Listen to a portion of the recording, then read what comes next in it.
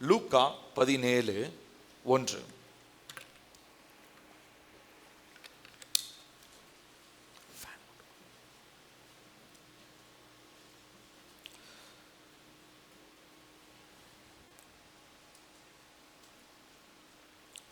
சேர்ந்து வாசிப்போமா? பின்பு அவர் தம்முடைய சீஷர்களை நோக்கி, இடறல்கள் வராமல் போவது கூடாத காரியம், ஆகிலும் அவைகள் எவனால் வருகிறதோ அவனுக்கு ஐயோ. திரும்ப வாசிப்போம்.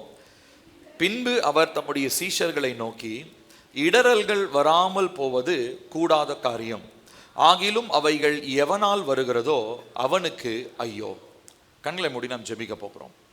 ஆவியானவரே, இந்த வசனத்தை நீங்க எங்களுக்கு கொடுத்திருக்கிறீங்க. இயேசு பேசின அதே வார்த்தை இந்த நாளில் தியானிக்க போகிறோம். இயேசு பேசின ஒவ்வொரு வார்த்தையும் வல்லமை உள்ளது என்பதை அறிந்திருக்கிறோம். ஆகையினாலே இயேசு என்ன அர்த்தத்தோட என்ன சத்தியத்தை அறிந்து கொள்ள வேண்டும் என்று இந்த வசனத்தை இந்த பூமியில் இருக்கும் போது பேசினாரோ அதே தெளிவையும் அர்த்தத்தையும் அதே விதத்திலே நாங்கள் இதை புரிந்து கொள்ளும்படியாகவும் எங்களுக்கு பரிசுத்த ஆவியானவர் நீர் போதிப்பீராக.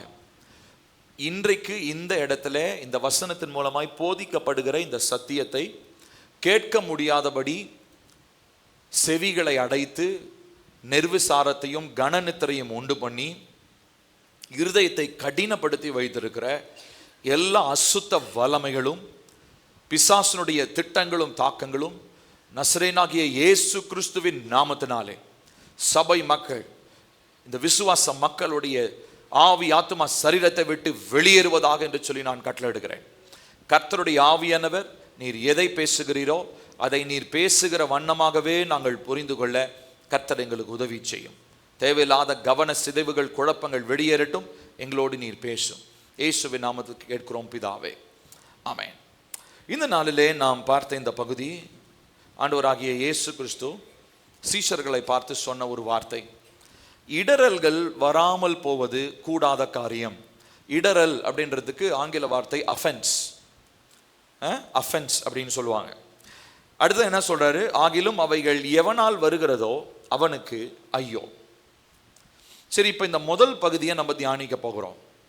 இடறல்கள் வராமல் போவது கூடாத காரியம்.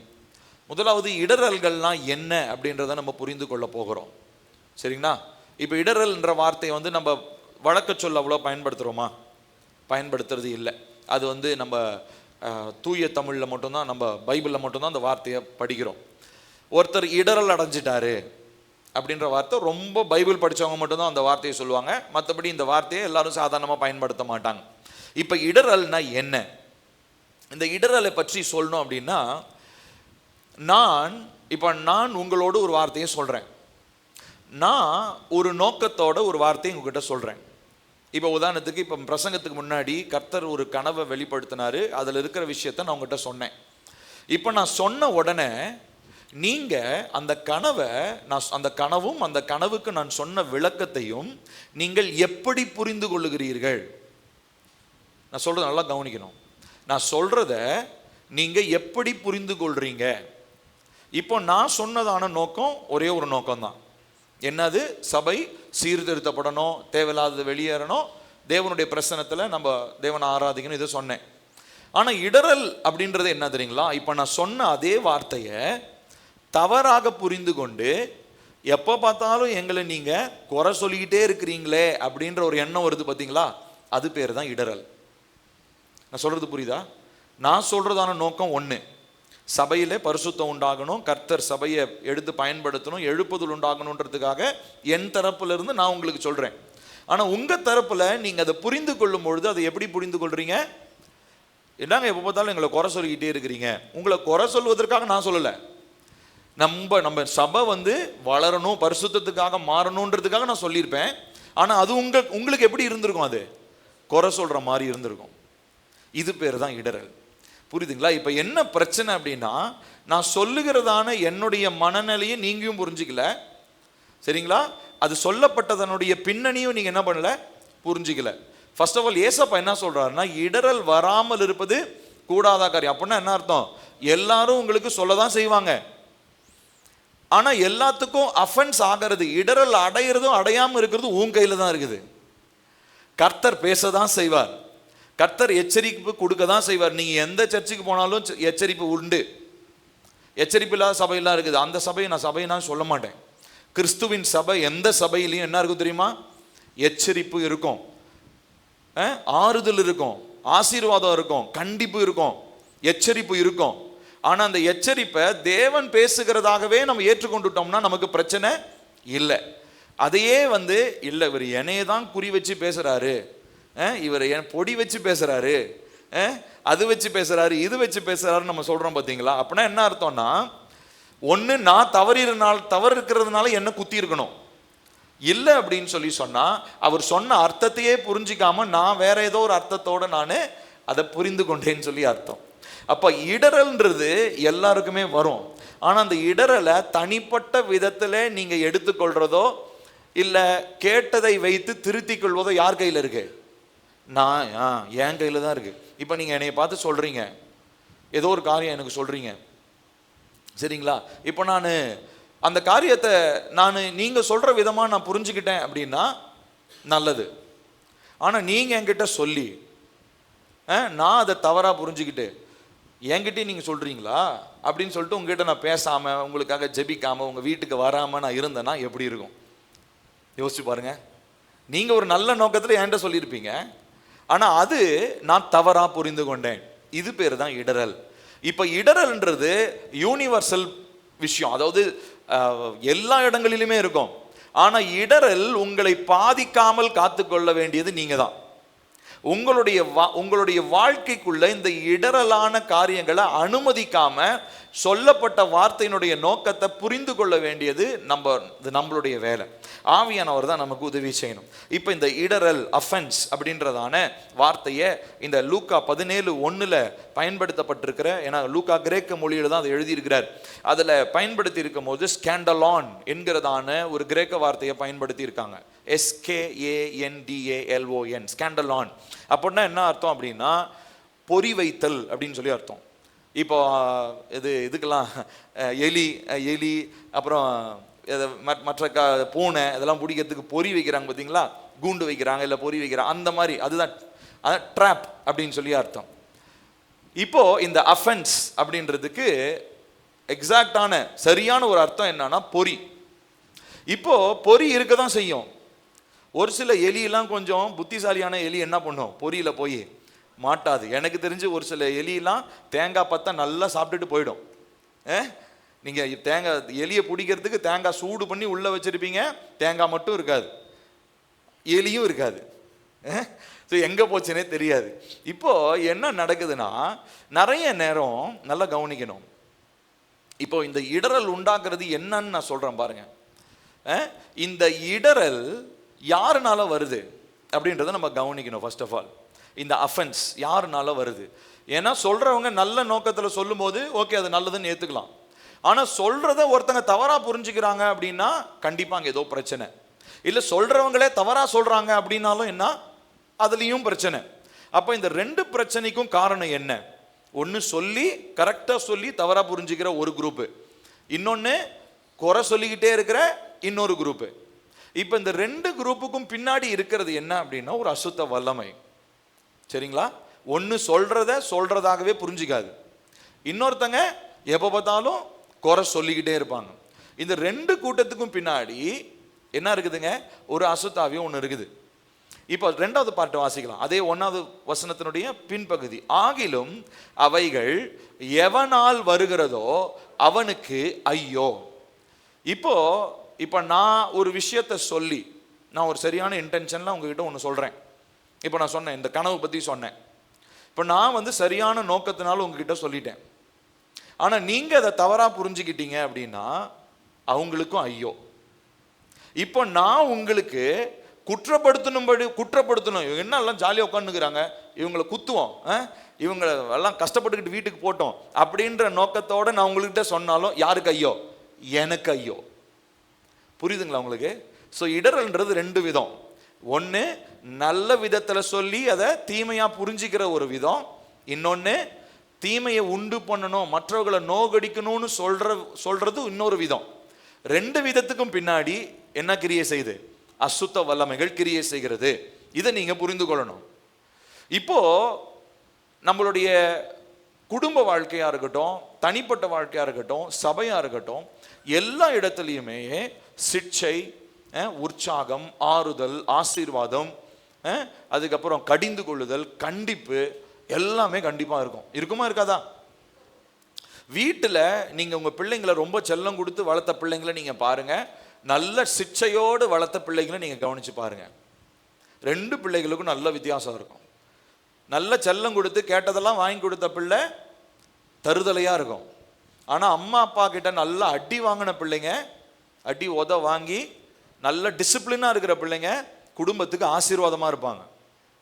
ஏன்னா ரெண்டுமே வீட்டில் இருக்கிற பிள்ளைங்க தான். ஆனா ஒரு பிள்ளைக்கு என்ன கிடைக்கலங்க? சிட்சை இல்லை. இந்த சிட்சை இல்லாத பட்சத்தில் இந்த கரெக்ஷன், தவறு வரும்பொழுது இதை மாத்திக்கணும்பா, இதை செஞ்சுக்கணும்பா அப்படின்ற அந்த தவறு வரும்பொழுது அதை ஏற்றுக்கொள்ளக்கூடிய மனப்பக்குவம் அந்த பிள்ளைக்கு இல்லை அப்படின்ன உடனே அந்த பிள்ளைய டோட்டலாகவே என்ன பண்ணிடுவாங்க? திட்டுறதை விட்டுருவாங்க. எனக்கு தெரிஞ்ச ஒரு பையன், குட்டி தம்பி ஒருத்தர் இருந்தான். அவனுக்கு பார்த்தீங்கன்னா திட்டினாலே அவனுக்கு உடம்பு சரியாமல் போயிடும். கொஞ்சம் அவனை ஸ்ட்ராங்காக ஏதாவது திட்டினாலோ அடிச்சிட்டாலோ உடம்பு சரியாமல் போய் வீசிங் ஆகி அப்படியே ஒரு மாதிரி ஆயிடுவார். அதனாலேயே அவங்க அம்மா அப்பா சின்ன வயசுலேருந்தே அந்த பையனை திட்டுறது கிடையாது, எதுவும் பண்ணுறது கிடையாது. அவனை போய் கெஞ்சிக்கிட்டு இருப்பாங்க, தம்பி இது செய்யடா செய்யடா அப்படின்னு. அவன் பெரியவனாகி ஒரு வாலிப பையனா இப்போ வந்துட்டான். இப்போ எதுவுமே கேட்க மாட்டேன்றான்.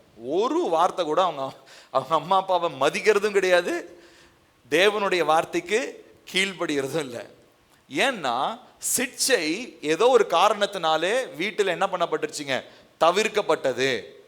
இப்ப பாருங்க, இந்த இடரல் எங்க ரொம்ப முக்கியமா வெளிப்பட ஆரம்பிக்கும்னா, சிட்சை எந்த இடத்துல இருக்குதோ அங்கே இடரல் உண்டாகும். இடரலாக அது மாறும். இடரல் உண்டாகும் சொல்ல முடியும், இடரலாக அது மாற்றப்படும். இப்போ என் மனைவிய அவங்க தவறுகிற நேரத்தில் கண்டிப்பது யாருடைய வேலை? குடும்ப தலைவனாகிய என்னுடைய வேலை. இப்போ நான் அவங்கள கண்டிக்கிறேன். அவங்கள நான் கண்டிக்கும் போது அவங்க சரி, என் கணவன் என் மேல இருக்கிற நேசத்துல அன்புல தான் இதை செய்யறாரு அப்படின்னு புரிஞ்சுக்கிட்டாங்கன்னா அது நல்லது. அதே அவங்க என்ன, என் புருஷன் எப்போ பார்த்தாலும் என்னைய குறை சொல்லிக்கிட்டே இருக்கிறாரு, என்னை அவருக்கு பிடிக்கல போல அப்படின்ற ஒரு எண்ணம் ஒரு வேளை அவங்களுக்கு வந்துச்சுன்னா அது பேர் என்னதுங்க? இடரல். ஏன்னா நான் நேசத்துல அவங்கள கண்டிச்சிருக்கிறேன். அவங்கள யாரும் குறை சொல்லிடக்கூடாதுன்றதுக்காக நான் அவங்கள கண்டிக்கிறேன். ஆனா அது அவங்க சரியா புரிந்து கொள்ளனா யாருக்கு இடரல்? அவங்களுக்கு இடரல். எதனால இடரல்? அவங்களுடைய புரிதலினால தான் இடரல், என்னால இடரல் கிடையாது. அதே நான் ரொம்ப இன்னும் கடினமானவனா அவங்கள காயப்படுத்தணுன்றதுக்காக நான் ஒரு வார்த்தையை சொல்றேன் அப்படின்னா யாரால இடரல்? என்னால இடரல். நான் இப்போ ஒரு அவுட்லைன் தான் சொல்லியிருக்கேன், புரியுதுங்களா? இடரல்னா என்னன்னு புரியுதா? ஒருத்தங்களை சிட்சிக்கும் போதோ, ஒருத்தர்களுக்கு நல்வழி சொல்லுகிறதான ஆலோசனையை கொடுக்கும் போதோ அது சரியான விதத்துல புரிந்து கொள்ளாம காயப்படும்படியாக அதை ஏற்றுக்கொள்றது பேர் என்னதுங்க? இடரல். சரி, இப்ப மேற்கொண்டு நம்ம பார்க்க போறோம். இப்போ ஒரு சில காரியங்களை நம்ம ஆராய்ந்து பார்க்க போகிறோம். இந்த அஃபென்ஸ், அதாவது இந்த இருதயத்திலே ஏற்படுகிற இந்த காயங்கள், இந்த சிட்சையினாலும் இந்த இடரல் வருகிறதுனாலும் ஏற்படுகிற காயங்களை குறித்து நம்ம ஃபர்ஸ்ட் பார்க்க போறோம். நம்ம எல்லாருக்கும் தெரிஞ்ச ஒரு வசனம், நீதிமொழிகள் 14வது அதிகாரம் 23வது வசனம் இவ்விதமாய் சொல்லுகிறது, எல்லா காவலோடும் உன் இருதயத்தை காத்துக்கொள், அதனிடத்து நின்று ஜீவ ஊற்று புறப்படும். நீதிமொழிகள் 4:23. எல்லா காவலோடும் உன் இருதயத்தை காத்துக்கொள், அதனிடத்து நின்று ஜீவ ஊற்று புறப்படும். இப்போ நம்ம எல்லாரும் கவனிச்சு பார்க்கணும். இப்போ அதாவது இதுல சொல்லப்படுற விஷயம் என்ன அப்படின்னா, உங்களுக்கு உள்ள இருந்து வெளியே வர்றதான ஒரு ஊற்றை பத்தி பேசப்படுது. ஆனா அதுக்கு முன்னாடி இருக்கிற முதல் பகுதி என்ன சொல்லுதுங்க? ஒரு வேலி அடைச்ச மாதிரி உன்னோட இருதயத்தை என்ன பண்ணிக்கோ? வேலி போட்டுக்கோ.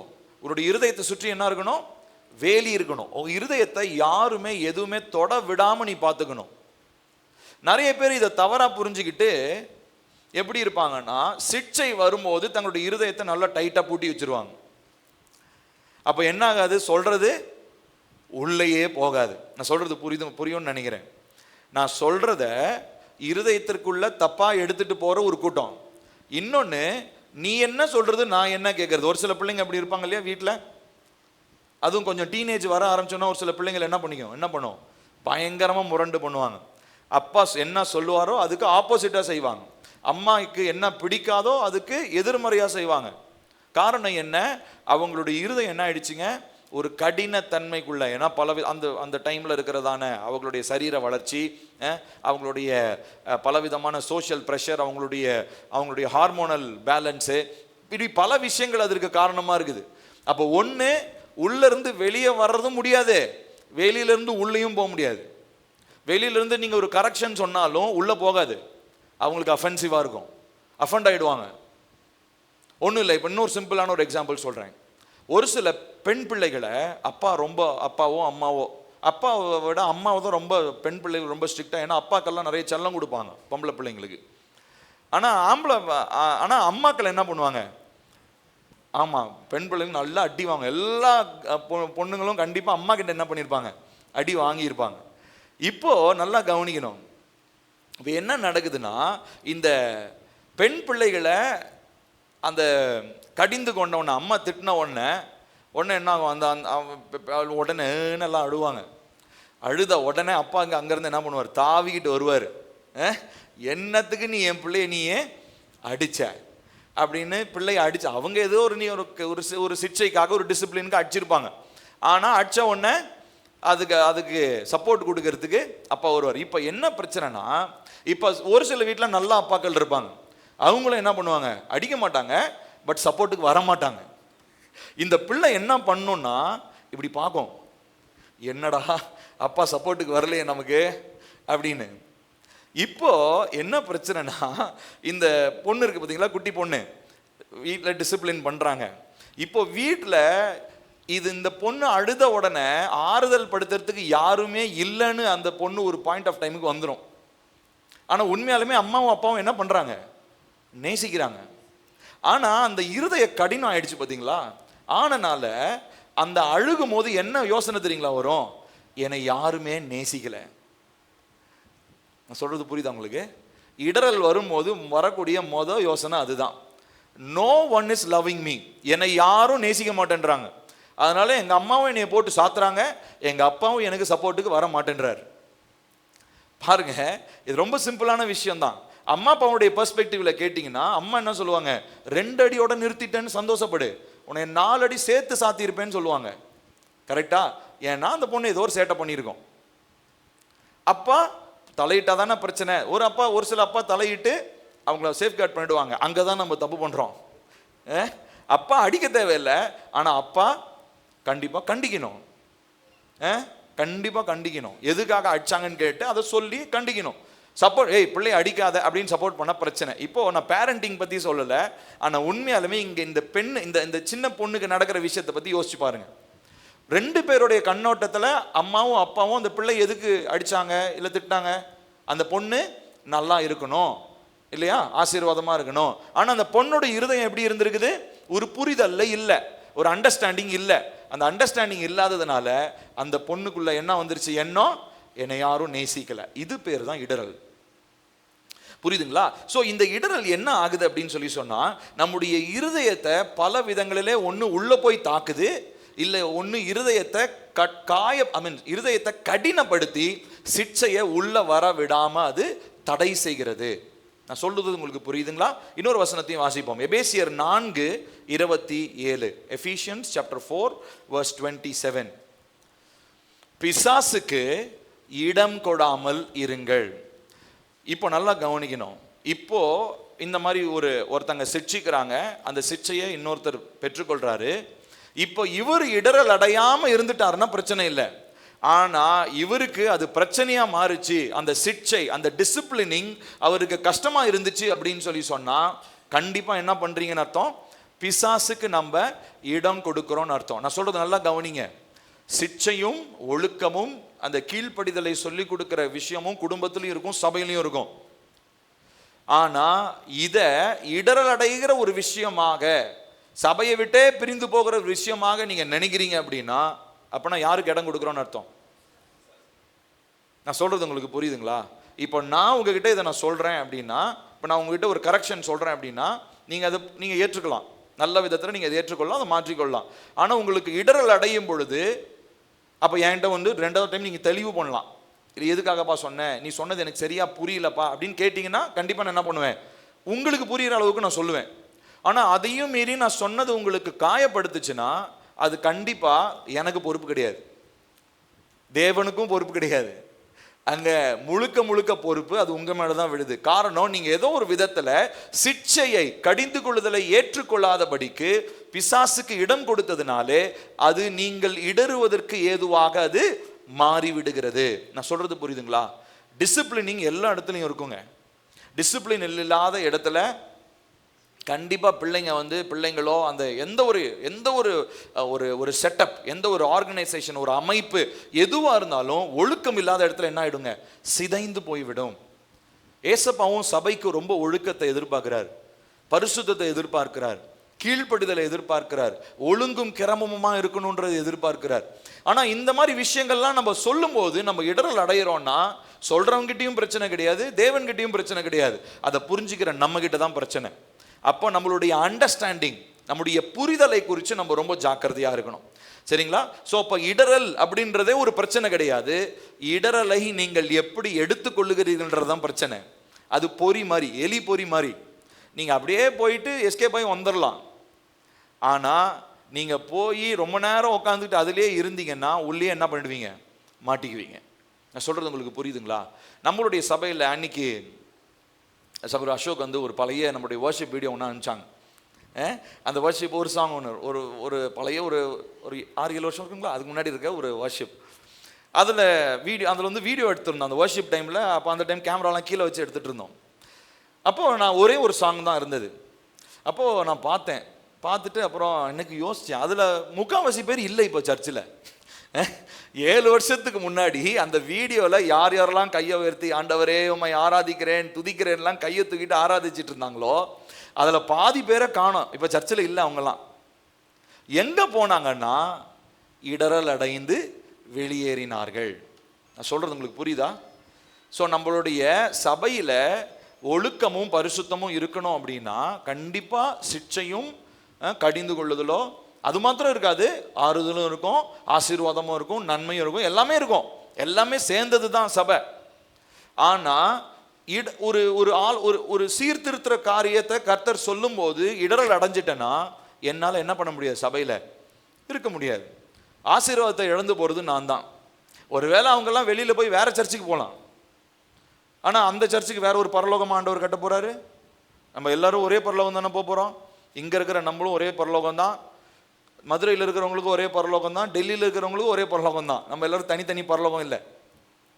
அப்போது இங்கே பேசப்பட்ட ஏதோ ஒரு காரியம் ஒருத்தங்களுக்கு என்ன பண்ணிடுச்சு, இடரல் உண்டாக்குது. இடரல் உண்டாக்குதுன்னா எடுத்தோன்னே ஓடிடக்கூடாது, ஃபர்ஸ்ட் பேசணும். எதுக்காக அதை சொன்னீங்க, எனக்கு இப்படி புரியுது, இது ஏன் இப்படி சொன்னீங்கன்னு பேசணும். அதையும் மீறி அந்த தெளிவையும் மீறி அவங்க போனாங்கன்னா நம்ம என்ன ஏதோ பண்ண முடியுமா? எதுவுமே பண்ண முடியாது. நான் ரொம்ப யோசிச்சு பார்த்தேன், அந்த வீடியோ பார்த்துட்டு அது ஒரு வர்ஷிப் டைமுக்காக அனுப்பணும். அது ரொம்ப சந்தோஷமாக இருந்தது. நிறைய பேர் கை தூக்கி எல்லாம் சூப்பராக ஆராதிச்சுட்டு இருந்தாங்க. ஆனால் அதில் பாதி பேர் இல்லையே அப்படின்றது தான் எனக்கு ரொம்ப வருத்தமாக இருந்தது. காரணம் என்ன அப்படின்னா, சபையில் பேசப்படுகிற தேவனுடைய வார்த்தை உங்களுக்கு எதற்காக சொல்லப்படுகிறது, எதற்காக ஆவியானவர் இங்கே உங்ககிட்ட பேசுகிறாரு. இது மனுஷன் கிடையாது, இது பில்லியனுடைய வார்த்தை இல்லை. இங்கே சகோதரர் அசோக் பேசினார், இது அவருடைய வார்த்தை இல்லை. ஆராதனை நடத்தது அப்பாவுடைய வார்த்தை, சாம்ராஜ் ஐயாவுடைய வார்த்தை கிடையாது. இது ஆவியானுடைய வார்த்தை. நாங்கள் ஊழியக்காரங்க எல்லாமே தேவனுடைய கையில் வெறும் கருவிகள். நாங்கள் பொறுத்து பார்ப்பார், நாங்கள் ஒழுங்காக ஊழியம் செய்யணும்னா எங்களை தூக்கி போட்டு வேற ஒருத்தங்களை கொண்டு வந்து தேவன் நிறுத்துவார். இங்கே மேன்மை பாராட்டுறதுக்கு எந்த ஊழியக்காரனுக்கும் அனுமதியோ தகுதியோ இல்லை. ஆனால் இங்கே ஆவியானவர் பேசுகிற வார்த்தையை நம்ம தெளிவாக புரிந்து கொள்ள வேண்டியது நம்மளுடைய பொறுப்பு. அப்போது நீங்கள் ஞாயிற்றுக்கிழமை வரத்துக்கு முன்னாடியும் சரி, இல்லை தேவ பிள்ளைங்களோட பேசி கர்த்தர் உங்ககிட்ட பேசும்போதும் சரி, உங்களுடைய இருதயத்தை இந்த அஃபென்ஸ்லேருந்து நீங்கள் என்ன பண்ணணும், ஆமாம் காத்துக்கொள்ளணும். இடரல் அடையாதபடிக்கு நம்முடைய இருதயத்தை என்ன பண்ணணும், காத்துக்கொள்ளணும். ஏன்னா இருதயத்திலிருந்து தான் ஜீவ ஊற்றும் புறப்படுது, இருதயத்துக்குள்ளே தான் சிட்சையும் போகுது. உள்ளிருந்து ஜீவ ஊற்று போகணும்னா வெளியில் இருக்கிற தேவனுடைய சிட்சை என்ன பண்ணணும், எனக்கு இருதயத்துக்குள்ளே போகணும். ஹார்ட்டுக்குள்ளே சிட்சையை நான் எடுத்துக்கொள்ளணும். டிசிப்ளினிங் என் ஹார்ட்டுக்கு தேவை, என் இருதயத்துக்கு தேவை. இது இல்லை அப்படின்னு சொல்லி சொன்னா நான் இடரல் அடைந்து விடுவேன். சரிங்களா? சரி, இப்ப அடுத்ததை நம்ம பார்ப்போம். இன்னொரு வசனத்தை பார்ப்போம். மத்தேயு 24:10. மத்தேயு 24:10.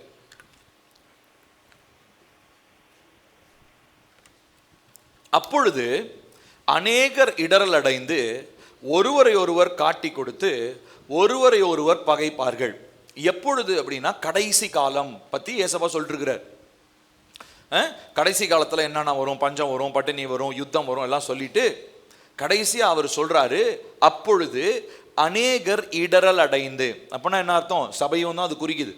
ஏன்னா தேவனுடைய வருகைக்கு முன்னாடி நடக்கக்கூடிய அந்த கடைசி அடையாளங்களை பத்தி சொல்றாரு.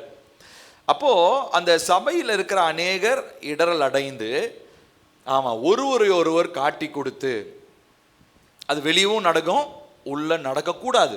ஆனா உள்ளேயும் நடந்துச்சுன்னா பிரச்சனை எங்கேயும் மறைஞ்சிருக்குன்னு சொல்லி அர்த்தம். அப்போ நிறைய பேர் ஒருவரை ஒருவர் இடரல் அடைந்து காட்டி கொடுப்பார்கள். many will be offended. இப்போ இந்த இடரல் அடைதல் அப்படின்றது முதலாவது உறவுகளை ரொம்ப பாதிக்குங்க, ரிலேஷன்ஷிப்பை பாதிக்கும். இப்போ எனக்கும் என் மனைவி சொன்னேன் இல்லைங்களா, என் மனைவி நான் சிக்ஷிக்கிறேன், அவங்கள டிசிப்ளின் பண்ணணுன்றதுக்காக நான் அவங்ககிட்ட ஒரு வார்த்தை சொல்கிறேன். ஒருவேளை நான் கொஞ்சம் சத்தத்தை உயர்த்தி கூட நான் சொல்லலாம், பண்ணாத அப்படின்னு நான் சொல்லலாம். ஆனால் அது அவங்க சரியாக எடுத்துக்கிட்டாங்கன்னா பிரச்சனை இல்லை. ஆனால் அதுவே அது இடரலாக எடுத்துட்டாங்கன்னா எங்கள் 2 பேருடைய உறவு என்ன ஆகுதுங்க? கட் ஆகுது. கோபம் வருது, கசப்பு வருது, எங்கள் 2 பேருக்குள்ள ஒரு மனத்தாங்கல் ஒன்று ஏற்படுகிறது. ஸோ முதலாவது இடரல் உறவுகளை பிளக்கும். 2வதா இடரல் வரும்பொழுது ஆவிக்குரிய பகுத்தறிவு செயல்படாது. Spiritual discernment, when you are offensive, நீங்க யாராவது சொல்ற சிட்சை, தேவனுடைய வார்த்தையோ தேவ ஊழியக்காரங்களோ சொல்ற சிட்சை உங்களுக்கு இடரலாக தெரியும் பொழுது ஆவியானவர் கொடுக்கிற பகுத்தறிவு என்ன ஆகாது தெரியுங்களா? வேலை செய்யாது. நான் சொல்றது உங்களுக்கு புரியுதா? ஆவியானவர் நமக்கு என்ன கொடுக்குறாருங்க? பகுத்தறிவு கொடுக்குறாரு. என்ன பகுத்தறிவு?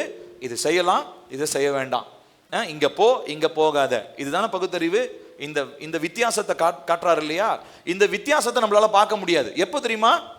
சிக்ஷை எனக்கு வரும் பொழுது நான் அதை இடரலாக எடுத்துக்கொள்ளும் பொழுது என்னுடைய அந்த பகுத்தறிகிற திறன், டிசர்னிங் ஸ்பிரிட் உள்ள வேலை செய்யாது. அடுத்து 3வதா இடரல் இருக்கும் பொழுது தெய்வீக நோக்கத்திலிருந்து நாம் திசை மாறி போய் விடுவோம். we will deviate away from the divine purpose of God. 3 விஷயம் சொல்றேன், நல்லா கவனிங்க. சிக்ஷை வந்ததை இடரலா எடுத்துக்கிட்டோம்னா 3 காரியம் நடக்கும். 1, அது உறவை முறிக்கும். 1, மனுஷனுடைய உறவையும் முறிக்கும், தேவனுக்குரிய உறவையும் முறிச்சிடும். 2வதா பகுத்தறிவு செயல்படாமல் தடை செய்யும்.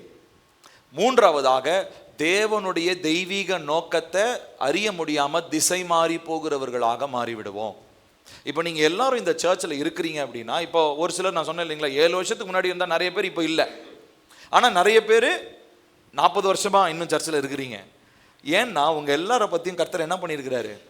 ஒரு திட்டத்தை வச்சிருக்காரு. அப்போ அவங்களுக்கு திட்டம் இல்லையா? அவங்களுக்கும் இருந்துச்சு. ஆனால் இடரல் அடைஞ்சு என்ன பண்ணிட்டாங்க? வெளியே போயிட்டாங்க. தேவ நோக்கத்தை விட்டு அவங்க திசை மாதிரி போயிட்டாங்க. இப்போ போனவங்க எல்லாமே வேற இடத்துக்கு உரியவங்கன்னு நான் சொல்ல மாட்டேன். அவங்க இந்த இடத்துக்கு உரியவங்க தான், இந்த இடத்துல நாட்டப்படணுன்றதுதான் தேவனுடைய திட்டம். ஆனா அவங்க அந்த நோக்கத்தை புரிந்து கொள்ளாம என்ன பண்றாங்க? அவங்க தேவனுடைய வார்த்தையின் நிமித்தம் இடரல் அடைந்து. இன்னொரு இடத்துல கூட ஏசப்பா ஒரு போதனையை சொன்னார் இல்லையா? அவருடைய சரீரத்தையும் ரத்தத்தையும் பானம் பண்ணணும், என் சரீரத்தை நான் உங்களுக்கு கொடுப்பேன், ரத்தத்தை கொடுப்பேன் அப்படின்ன உடனே சீஷர்கள் என்ன சொல்றாங்களா? இது ரொம்ப கடினமான உபதேசமா இருக்குதுப்பா, இதை யாருப்பா போய் ஃபாலோ பண்ணுவோம்? அவன் எப்படி அவனுடைய மாம்சத்தை பிச்சா தரப்போறான்? ரத்தத்தை போய் அவங்க ரத்தத்தை நான் எப்படி குடிக்கிறது அப்படின்னு சொல்லி நிறைய சீஷர்கள் ஏசப்பா பின்னாடி இருந்தாங்க. ஆனா ஏசப்பா இந்த போதனையை சொன்ன உடனே நிறைய பேர் என்ன ஆயிட்டாங்க? அவரை விட்டு பின்வாங்கி போயிட்டாங்க. ஏசப்பா கூட இல்ல நிறைய பேர்.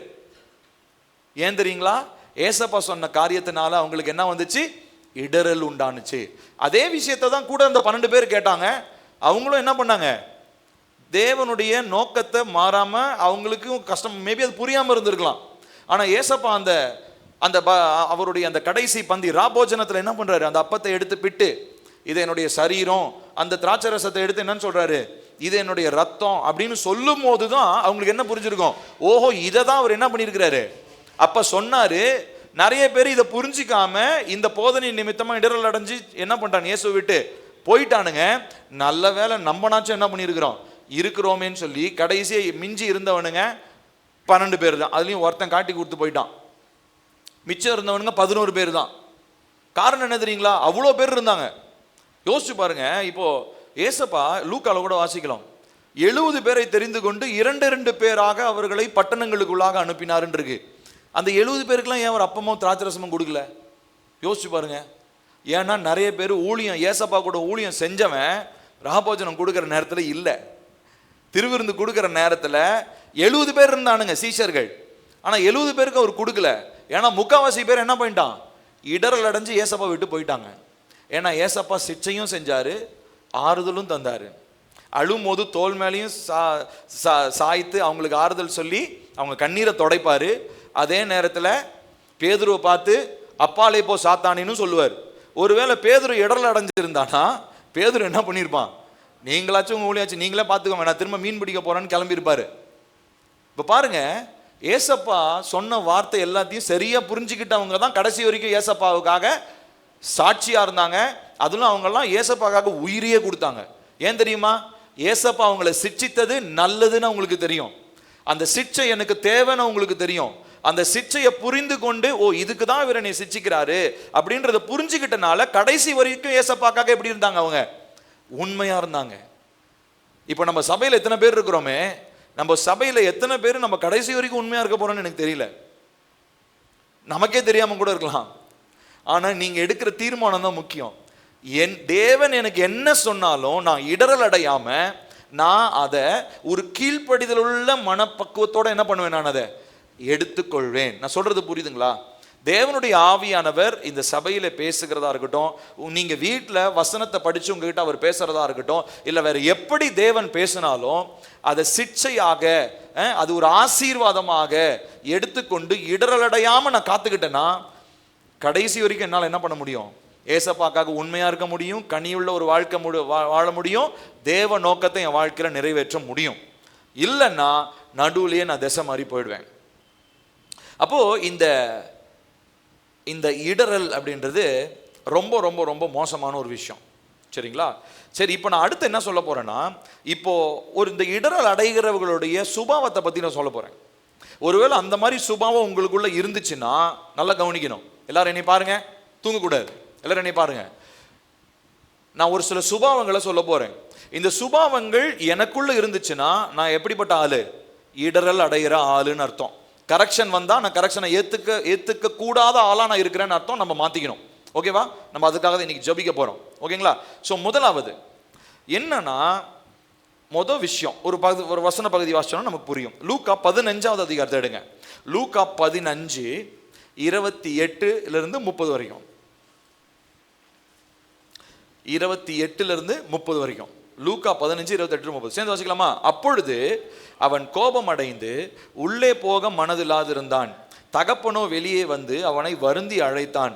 அவன் தகப்பனுக்கு பிரதியுத்தரமாக, இதோ இத்தனை வருஷ காலமாய் நான் உமக்கு ஊழியம் செய்து ஒரு காலம் உம்முடைய கற்பனையை மீதா இருந்தும் என் சிநேகிதரோடு நான் சந்தோஷமாய் இருக்கும்படி நீர் ஒரு காலம் எனக்கு ஒரு ஆட்டுக்குட்டியாவது கொடுக்கவில்லை. வேசிகளிடத்தில் உம்முடைய ஆஸ்தியை அழித்து போட்ட உம்முடைய குமாரனாகிய இவன் வந்தவுடனே கொழுத்த கன்றை இவனுக்காக அடிப்பித்தீரே என்றான். இப்போ பாருங்க, இது ரொம்ப முக்கியமான ஒரு காரியம். எல்லாரும் என்னை பாருங்களேன். இங்கே 2 பேர் இருந்தானுங்க, 2 பசங்க. அந்த 2 பசங்களில் சின்ன பையன் என்ன பண்ணுறான் அப்படின்னா, அப்பாவுடைய சொத்தெல்லாம் வாங்கிட்டு பங்கு பிரிச்சுக்கிட்டு போய் நல்லா இஷ்டத்துக்கு ஊதாரித்தனமாக எல்லாத்தையும் சுற்றி செலவழிச்சிடுறான். கடைசியாக சோத்துக்கே வழி இல்லாமல் இருக்கும்போது அப்பாவை பற்றி ஞாபகம் வருது. அப்பாவை தேடி ஓடி வரான். அப்பா மார்போடு அணைச்சிக்கிறார். இது ஒரு சம்பவம். இப்போ அதே சம்பவத்தில் அவருடைய அண்ணன் ஒருத்தன் இருக்கிறான். அந்த அண்ணன் என்ன பண்ணுறான்னா வீட்டிலே இருக்கிறான். அவன்லாம் வீட்டை விட்டுலாம் போல. ஆனால் வீட்டில் இருக்கிற அந்த அண்ணன் என்ன பண்ணுறான்னா, இங்கே உள்ளே வந்தோடனே இந்த காணாமல் போன இந்த பையன் வந்துட்டான்னு கொண்டாடுறாங்க பார்த்தீங்களா, இந்த சத்தத்தை கேட்டுட்டு இவன் ஒரு விஷயம் அவங்க அப்பா கிட்ட கேட்குறான். நான் உங்க கூட இத்தனை வருஷமாக இருக்கிறேனே, அவன் தானே ஊதாரித்தனமாக எல்லாத்தையும் நஷ்டப்படுத்திட்டு வந்தான். உங்கள் கூட இருக்கிறேனே, எனக்கு நான் என் ஃப்ரெண்ட்ஸோட சேர்ந்து பார்ட்டி பண்ணுறதுக்கு ஒரு ஆட்டுக்குட்டி கொடுத்துருக்குறீங்களா? நான் ஒரு மட்டன் பிரியாணி போடுறதுக்கு எனக்கு ஒரு ஆடு கொடுத்தீங்களா அப்படின்னு சொல்லி சண்டை போடுறான். இப்போ இந்த நிலை தான் நம்மள அநேகருக்கு இருக்குது. இந்த இந்த இடரல் அடைகிறவனுடைய முதல் சுபாவம் என்னன்னா, எனக்கு ஏதாவது ஒன்று செய்யணும், எனக்கு மரியாதை கொடுக்கணும், நான் இவ்வளோ காலமாக இருக்கிறேனே எனக்கு செய்யாமல் அவங்களுக்கு போய் செய்கிறீங்க அப்படின்ற எதிர்பார்ப்பு இருக்கிற மனுஷன் இடரல் அடைவான். திரும்ப நான் சொல்ல நல்லா கவனிக்கணும். நான் இத்தனை வருஷமாக இங்கே இருக்கிறேன், எனக்கு நீங்கள் மரியாதையும் கனத்தையும் கொடுக்க மாட்டேன்றீங்க, ஆனால் இப்போ வந்தவனுக்கு போய் மரியாதை கனமும் கொடுக்குறீங்களே அப்படின்னு சொல்கிறான். பார்த்தீங்களா, இவன் யாரு? இடரல் அடைகிற மனிதன். இப்போ இன்னொரு சிம்பிளாக நம்ம சர்ச்சை எக்ஸாம்பிளில் சொல்கிறேன். புதுசாக ரட்சிக்கப்பட்டு வந்திருப்பாங்க ஒருத்தங்க, அவங்க ரொம்ப குழந்தை, சரியா, ஆவிக்குரிய நிலையில் குழந்தை. அவங்கக்கிட்ட உட்காந்து நான் பொறுமையாக பேசி அவங்ககிட்ட டைம் ஸ்பெண்ட் பண்ணி ரட்சிக்கப்படுங்க, ஏசப்பாக்குள்ள உண்மையாக இருக்கணும், ஏசப்பை பற்றி ஏதாவது தான் சொல்லுவேன். அப்போ இந்த பக்கம் இன்னொருத்தர் வந்து, அவங்க வீட்டுக்கு மட்டும் போகிறீங்க, எங்கள் வீட்டுக்கு வரவே மாட்டேன்றீங்க, அவங்ககிட்ட மட்டும் 3/4 மணி நேரம் உட்காந்து பேசுறீங்க, என்கிட்ட 10 நிமிஷம் தான் பேசுறீங்க அப்படின்னு சண்டை போட்டா என்ன நியாயம்? ஏன்னா அவர் யாரு? அவரு குழந்தை. நீங்கள் 10 வருஷமா சர்ச்சுக்கு வந்து நீங்கள் எப்படி, நீங்கள் இந்த இடத்துக்கு நீங்கள் சொந்தக்காரங்க. நான் சொல்றது புரியுதுங்களா? இப்போ இந்த பையன் சண்டை போட்டார் பார்த்தீங்களா, மூத்த பையன் என்ன சண்டை போட்டாரு? இப்போ அதுக்கப்புறம் அவங்க அப்பா என்ன சொல்லுவாரு? டே, எனக்கு இருக்கிறதெல்லாம் உன்னோட எதிரா, என்ன வேணா நீ எடுத்துக்கோ, நீ இதுக்கு சண்டை போடணும்னு அவசியமே இல்லையே. ஏன்னா அவர் இடரல் அடைஞ்சிட்டார். என்ன இடரல்? புதுசா வந்தவனை நல்லா கவனிக்கிறீங்க, ஏற்கனவே இருக்கிற என்னையை நீங்க கவனிக்கவே மாட்டேன்றீங்க. இதுதான் இடரல் அடைவர்களுடைய முதல் சுபாவம். எப்பயுமே அவங்க கவனத்தை பெற்றுக்கொள்ளணும்னு நினைப்பாங்க. என்னை எல்லாரும் கவனிக்கணும், நான் 40 வருஷம் ஆனாலும் நான் போய் ஊழியம் செய்ய மாட்டேன், எனக்கு யாராவது ஊழியம் செஞ்சுக்கிட்டு இருக்கணும், நான் போய் சுவிசேஷம் சொல்ல மாட்டேன், நான் போய் மற்றவங்களுக்கு ஜெபம் பண்ண மாட்டேன், எனக்கு வந்து இவங்கெல்லாம் ஜெபிக்கணும். காரணம் என்ன அப்படின்னா, என்னுடைய வாழ்க்கையில் இடரல் அடைகிற ஒரு சுபாவம் ஒன்று இருக்குது. ஸோ முதல் விஷயம், சரிங்களா? இப்போ முதல்ல என்ன ஆகுதுங்க, அந்த ஒரு எதிர்பார்ப்பு, எதிர்பார்த்துக்கிட்டே இருப்பாங்க, எனக்கு கனம் வரணும், மரியாதை வரணும், என்னை கவனிக்கணும், விசாரிக்கணுன்ற எதிர்பார்ப்பு. நீங்கள் பல பேர் நீங்கள் எத்தனை வருஷமாக சர்ச்சுக்கு வரீங்க இல்லையா? உங்களுக்குள்ள அப்படிப்பட்ட எதிர்பார்ப்புகள் இருக்கக்கூடாது. அதுக்காக பாஸ்டர் உங்களை ஒதுக்குறாருன்னு அர்த்தம் கிடையாது.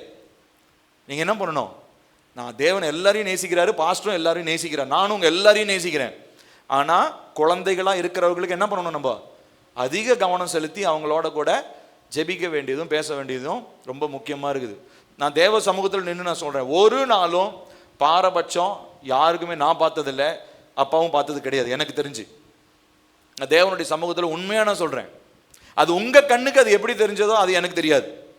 ஆனால் தேவ சமூகத்தில் ஒரு நாளும் ஏழை பணக்காரன், அவங்க இவங்க, உயர்வு தாழ்வு, இந்த வித்தியாசம் நான் பார்த்ததே கிடையாது.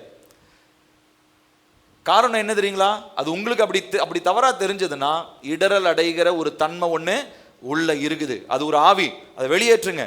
ஏசப்பா, நான் எதை குறிச்சும் அஃபெண்ட் ஆக மாட்டேன், எனக்கு எதிரான ஒரு காரியம் வந்தாலும் நான் அஃபெண்ட் ஆக மாட்டேன், நான் இடரல் அடைய மாட்டேன். ஏன்னா நீங்க நேசிக்கிறீங்க, என்னை சிச்சிக்கிறீங்க, என்னோட பேசுறீங்க, உங்களுக்குரியதெல்லாம் என்னுடையது. நான் எனக்கு அதை கொடுக்கணும் இது கொடுக்கணுன்ற எதிர்பார்க்க வேண்டிய அவசியம் இல்லை. நான் தேவனுடைய பிள்ளை, நான் இந்த இடத்துக்கு சொந்தக்காரன், நான் இந்த இடத்துக்கு எனக்கு உரிமை இருக்குது. இதுதான் உங்களுடைய நிலைப்பாடாக இருக்கணும், முதல் விஷயம். அடுத்து ரெண்டாவதா இருக்கக்கூடிய ஒரு மனநிலை என்னன்னா, அந்த இடரல் அடைகிறவங்க, நீதிமொழிகள் 16:18 வாசிப்போம். நீதிமொழிகள் 16:18 சேர்ந்து வச்சுக்கோமா. அழிவுக்கு முன்னானது அகந்தை, விடுதலுக்கு முன்னானது மனமேட்டிமை. ஸோ ரெண்டாவதா இருக்கிறது பெருமை. ஒருத்தங்க சீக்கிரம் இடரல் அடைகிறாங்கன்னா உள்ளுக்குள்ள என்ன இருக்குன்னு அர்த்தம்? பெருமை இருக்குன்னு அர்த்தம். பெருமைக்கு ஒரு ஆவி இருக்கு தெரியுமா? நான் ஏற்கனவே அதை பற்றி பேசியிருக்கோம். என்னதுங்க? லிவியாத்தானின் ஆவி. யோபு 46வது அதிகாரத்தை படிச்சு பாருங்க. அந்த பெருமையை உள்ளிருந்து உண்டாக்குகிறது ஸ்பிரிட் ஆஃப் லிவாயத்தன்.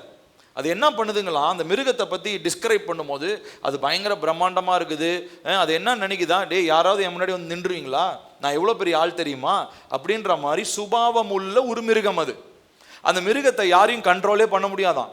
அவ்வளவு பயங்கர என்ன சொல்றதுங்க, பயங்கர ஒரு பெருமையோடு நிற்குமா. மற்ற எல்லா மிருகமும் அதுக்கு முன்னாடி பயந்து நடுங்கணும் அப்படின்னு போட்டிருக்குது. இப்போ இந்த மாதிரி இருக்கக்கூடிய ஒரு சுபாவமுடைய, இப்போ லிவியாத்தானா டைரக்டா லிவியாத்தானே ஆவியா வர்றதில்ல, அந்த சுபாவமுடைய ஆவி ஒரு சிலருக்குள்ள இருக்கும். அது என்ன பண்ணும்னா பெருமையை உண்டாக்கும். பெருமையை உண்டாக்கி அந்த இடத்துல தேவனுடைய சிட்சை வரும்போது, கடிந்து கொள்ளுதல் வரும்போது, டிசிப்ளினிங் வரும்போது அதை ஏற்றுக்கொள்ள முடியாதபடிக்கு பெருமை அவர்களுக்கு தடையாக இருக்கும். அப்போ இவங்களால அந்த சிக்ஷையை ஏற்றுக்கொள்ள முடியாது.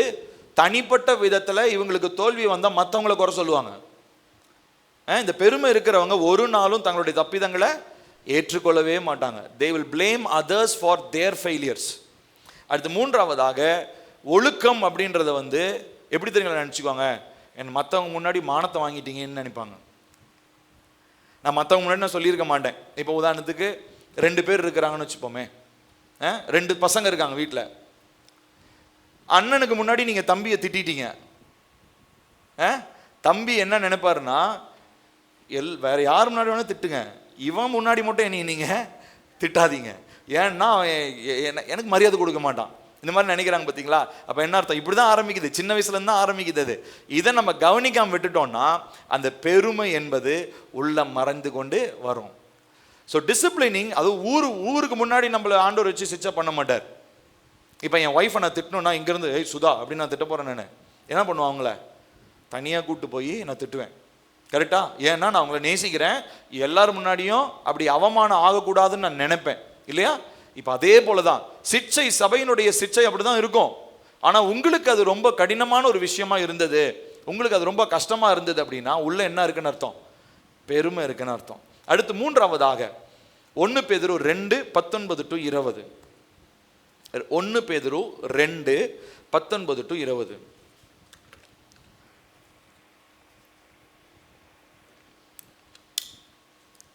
வாசிப்போமா?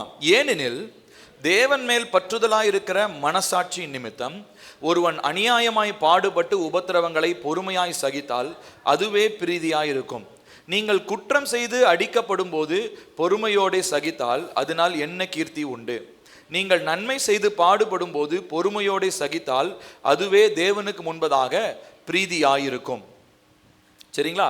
சரி, இங்க மூணாவதை நாம் பார்க்கிறதான ஒரு சுபாவம் யாரு? இந்த இடரல் அடைகிறவங்களுடைய 3வது சுபாவம் என்னன்னா, அவங்களுக்கு எது அநியாயமா இருக்குமோ அது மட்டும் தான் கண்ணுக்கு தெரியும். they will always focus on unfairness. அநியாயமா இருக்கிறது மட்டும் தான் அவங்க கண்ணுக்கு தெரியும், நியாயமா செய்யறது எதுவுமே அவங்க கண்ணுக்கே தெரியாது. அநியாய காரியங்கள் மட்டும்தான் அவங்களுக்கு ரொம்ப பெருசு படிச்சு அப்படியே ஜூம் லென்ஸில் பார்க்குற மாதிரி பார்த்துன்னு இருப்பாங்க, ஐயோ இது அப்படி பண்ணிட்டான் அப்படின்னு சொல்லிட்டு. ஆனால் நியாயமான விஷயம் அவ்வளோ விஷயம் இருக்காது, எதுவுமே அவங்க கண்ணுக்கு தெரியாது. 20வது வசனத்தில் பாருங்க, நீங்கள் குற்றம் செய்து அடிக்கப்படும் போது பொறுமையோடு சகித்தால் என்ன கீர்த்தி உண்டு? நீங்கள் நன்மை செய்து நல்லது பண்ணுங்க ஆனாலும் அடி வாங்குறங்க அப்படின்னா அதில் தான் என்ன இருக்குதுங்களா? ஆசீர்வாதம் இருக்குதான். கெட்டது பண்ணிட்டு அடி வாங்குறதுல பொறுத்து பிரச்சனையும் கிடையாது. நீ நல்லது பண்ணிட்டு அடி வாங்கட, இல்லை நல்லது பண்ணிட்டு உனக்கு ஏதாவது தீமை நடக்குது, நல்லது பண்ணதுனால உனக்கு தீமை நடக்குதுன்னா அதுதான் நல்லதுன்றார் பேதுரு. என்னங்க இதெல்லாம் ஒரு டீச்சிங்கா? இதை போய் நாங்கள் எப்படிங்க செய்ய முடியும்? நல்லது பண்ணால் கிரெடிட் தானே கிடைக்கணும், தீமை பண்ணால் அடி விழுவணும், நல்லது பண்ணால் என்ன வரணும்?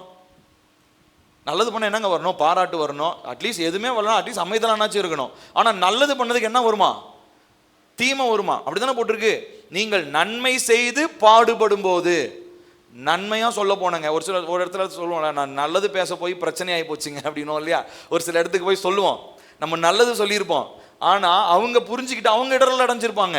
அவங்க என்ன சொல்லுவாங்க, இவர் சொன்னார் பார்த்தீங்களா, இதனால தான் இவ்வளவு பிரச்சனையை வந்துருவாங்க. காரணம் என்ன? அவங்க நீங்க நல்ல விஷயத்துல சொன்னாலும் அவங்க எப்படி புரிஞ்சுக்கிட்டாங்க அதை தவறாக. ஸோ அவங்களுக்குள்ள ஒரு இடரல். அப்போ இவங்களுடைய சுபாவம் என்ன அப்படின்னா, அதில் இருக்கிற நன்மையை பார்க்க மாட்டாங்க, அதில் இருக்கிற ஏதோ ஒரு தீமை ட்விஸ்டட், அதாவது இதை திரித்து புரிந்து கொள்கிற தன்மையை தான் அவங்க பார்ப்பாங்க. இப்படிப்பட்டவர்களுக்கு இடரல் அடைகிற மனிதர்களாக இருக்கிறாங்க. அவங்களுக்கு எப்படி இருக்குன்னா, அவங்க ரொம்ப மிஸ்ட்ரீட் பண்ணுற மாதிரி இருக்கும். என்னை எல்லாரும் ரொம்ப தவறாக நடத்துகிறாங்க அப்படின்னு அவங்களுக்கு தோணும். அடுத்ததாக அவங்க என்ன பண்ணுவாங்க அப்படின்னு சொன்னால், தங்களுடைய வரங்களை அவங்க வெளிப்படுத்தவே மாட்டாங்க, அவங்களுடைய கிஃப்ட்ஸ் அப்படியே உள்ள அடக்கி வச்சுக்குவாங்க. இப்படிப்பட்ட மனிதர்கள் எல்லாம். சரிங்களா? இப்போ யோசிச்சு பாருங்களேன், இப்போ பைபிளில் நிறைய பேருக்கு அந்த மாதிரி அன்ஃபேர் ட்ரீட்மெண்ட் நடந்திருக்குது. யோசேப்பு நியாயப்படி அவர் ஜெயிலில் இருக்கணுமா? சொல்லுங்க, என்னங்க பண்ணார் அவரு? எதனால ஜெயிலுக்கு போனாரு? தப்பு பண்ணிட்டு போனாரா, பரிசுத்தமாக இருந்துட்டு போனாரா? பரிசுத்தத்தை காத்துக்கிட்டு ஜெயிலுக்கு போனார். தானியேல் என்ன பண்ணாரு? எதுக்கு தூக்கி சிங்ககபியில் போட்டாங்க? விக்கிரகத்தை வணங்கலை, தேவனை தொழுது கொண்டதுக்காக எங்க தூக்கி போட்டாங்க? சிங்ககபியில போட்டாங்க. Shadrach Meshach Abednego. அப்புறம் எரேமியாவை என்ன பண்ணாங்க? தேவனுடைய வார்த்தையை பேசினதுக்காக தூக்கி கிணத்துல போடுறாங்க. இப்படி இந்த பைபிள் இருக்கிற பல பரிசுத்தவான்கள் நன்மை செய்ததுக்காக என்னத்தை அனுபவிச்சிருக்காங்க? எல்லாரும் பாடு அனுபவிச்சிருக்கிறாங்க. ஏன்னா அவங்க இடரல் அடையல. அப்ப வெளியில வந்த உடனே அவங்க எல்லாம் என்ன பண்ணிடலாம்? வந்த உடனே ரிவெஞ்ச் எடுத்துருக்கலாம் இல்லையா? இப்ப யோசேப்பு என்ன பண்ணிருக்கணும்? முறைப்படி அவங்க அண்ணனுங்கெல்லாம் வந்து ஐயா சோறு குடுங்கியான்னு வந்த உடனே என்ன பண்ணிடணும்? சோறாடா கேட்குறீங்க, சோறு என்னை வச்சு செஞ்சீங்கல்ல, கிணத்துல தூக்கி போட்டீங்கல்ல, உங்களால தான் நான் இத்தனை வருஷம் ஜெயிலில் கடந்தேன், வாங்கடான்னு சொல்லி ரிவெஞ்ச் எடுத்திருந்தாருன்னா என்னத்துக்கு ஆயிருந்திருக்கும்? யோசிச்சு பாருங்க. இஸ்ரவேல்ன்ற ஒரு வம்சமே இல்லாம போயிருந்திருக்கும். ஆனா அந்த மனிதன் இடரல் அடையாம தேவ நோக்கத்தை புரிஞ்சு கொண்டதுனால இஸ்ரவேல்ன்ற வம்சம் என்ன பண்ணப்பட்டுச்சு? காப்பாற்றப்பட்டுச்சு. அதுல இருந்து தான் இயேசு கிறிஸ்து தோன்றினார். நான் சொல்றது கவனிங்க எல்லாரும். இப்போ நம்ம எல்லாருடைய வாழ்க்கையிலுமே கரெக்ஷன்ஸ் வரும். இன்னும் சொல்ல போனா நன்மை செஞ்சதுக்கு என்ன வரும்? தீமை வரும். ஆனா அந்த தீமையை உங்க வாழ்க்கையில இடரல் அடையாம நீங்க என்ன பண்ணணும்? பார்த்து கொள்ள வேண்டியது நம்மளுடைய பொறுப்பு. சரிங்களா? நான் சொல்றது உங்களுக்கு புரியுதுங்களா? ஸோ அப்போ நல்லது, அதுக்காக நம்ம நன்மையே, நிறைய பேர் இப்படி நல்லது செஞ்சு தீமையை அனுபவிச்சதுனால நல்லதே செய்யாமல் போயிடுவாங்க. எங்க எப்போ பார்த்தாலும் எதை சொன்னாலும் தப்பாவே தான் புரிஞ்சுக்கிறாங்க. அப்புறம் என்னதுக்கு போய் நான் சொல்லிக்கிட்டு, எதுக்கு போய் நான் பண்ணிக்கிட்டு? அப்போ யார் தான் நன்மை செய்வா? எல்லாருமே அவங்கவுங்க நன்மை செய்யறதுக்கு தீமை அனுபவிச்சங்க, அதனால நன்மையே செய்ய மாட்டேன்னு உலகத்துல எல்லாரும் 4 திசைக்கு போயிட்டாங்கன்னா உலகத்துல யார் தான் நன்மை செய்யறது? அப்புறம் தேவ பிள்ளைங்களை, தேவனை ரெப்ரசன்ட் பண்றது யார்? அப்புறம் நம்ம தானே செய்யணும். அப்ப நம்மளே இடரல் அடைஞ்சு ஒரு மூலையில போய் உட்காந்துட்டோம்னா தேவனை இறங்கி வந்து செய்ய மாட்டாரு. டைரக்டா ஏசப்பாவே இறங்கி வந்துடும். அப்படியெல்லாம் டைரக்டா அப்படியே உங்க முன்னாடி வந்து அப்படியே காட்சி அளித்தலாம் ஒன்றும் செய்ய மாட்டாரு. உங்க கூட இருக்கிற குடும்பத்தார், சபை மக்கள், இவங்க மூலமாக தான் கர்த்தர் என்ன பண்றாரு? செய்யறாரு. உங்களுக்கு இன்னும் புரியலையா? ஏசப்பா நியாய தீர்ப்பு நாள் ஒரு விஷயம் சொல்லுவாராம். நான் பசியா இருந்தேன், எனக்கு உணவு கொடுத்தீர்கள். நான் ரொம்ப தாகமாக இருந்தேன், தண்ணி கொடுத்தீங்க. ட்ரெஸ் இல்லாமல் இருந்தேன், ட்ரெஸ்ஸு கொடுத்தீங்க அப்படின்னு சொல்லி சொல்லுவாராம். அப்போ அவங்களாம் சொல்லுவாங்களாம், எப்போ நாங்கள் இதெல்லாம் பண்ணோம்? நாங்கள் பண்ணலையே அப்படின்ன உடனே ஏசப்பா சொல்கிறாரு, இந்த சிறியவரில் எவருக்காவது நீங்கள் இதை செஞ்சுருந்தீங்கன்னா அது எனக்கே செஞ்ச மாதிரின்றாரு. அப்போ ஏசப்பா நினச்சிருந்தாருன்னா ஒரு பிறக்கிறதே எங்கேருந்து அப்படியே டேரெக்டாக வானத்தில் வந்து குதிச்சிருக்கலாம் தானே? சொல்லுங்களேன், பாசிபிள் தானே? முடியும் அவரால். அதே மாதிரி அவர் என்ன வேணால் பண்ணியிருக்கலாம். இப்போ உங்களை வந்து காப்பாற்றுறதுக்கு அவரே முன்னாடி நின்று எதையாவது பண்ணியிருக்கலாம். இல்லை உங்களுக்கு முன்னாடி காட்சி அளித்து நான் தான் ஏசுவேன் நம்புடா அப்படின்னு சொல்லிட்டு போயிருக்கலாம். ஆனால் எல்லாத்தையும் என்ன பண்ணுறாரு? அவர் மனுஷன் மூலமாக செய்கிறாரு.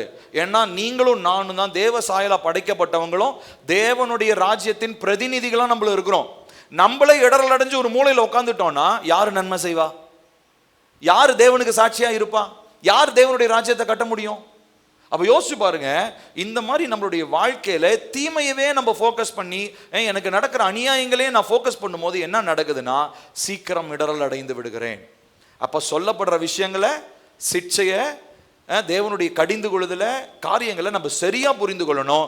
சரியா எடுத்துக்கிட்டோம்னா கனி உள்ள வாழ்க்கை, ஆசீர்வாதமான ஒரு வாழ்க்கை, தேவ நோக்கத்தை நிறைவேற்றுகிற ஒரு வாழ்க்கை நம்மளால வாழ முடியும். அடுத்து 4வதா இந்த இடரல் அடைகிறவங்களுடைய கடைசி 4வது சுபாவம் என்ன தெரியுங்களா?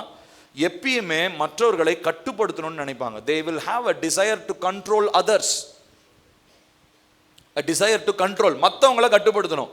என்னை யாரும் கட்டுப்படுத்தக்கூடாது, மற்றவங்களை தான் நான் கட்டுப்படுத்தணும் அப்படின்ற எண்ணம் உடையவர்கள் சீக்கிரம் என்ன ஆயிடுவாங்க?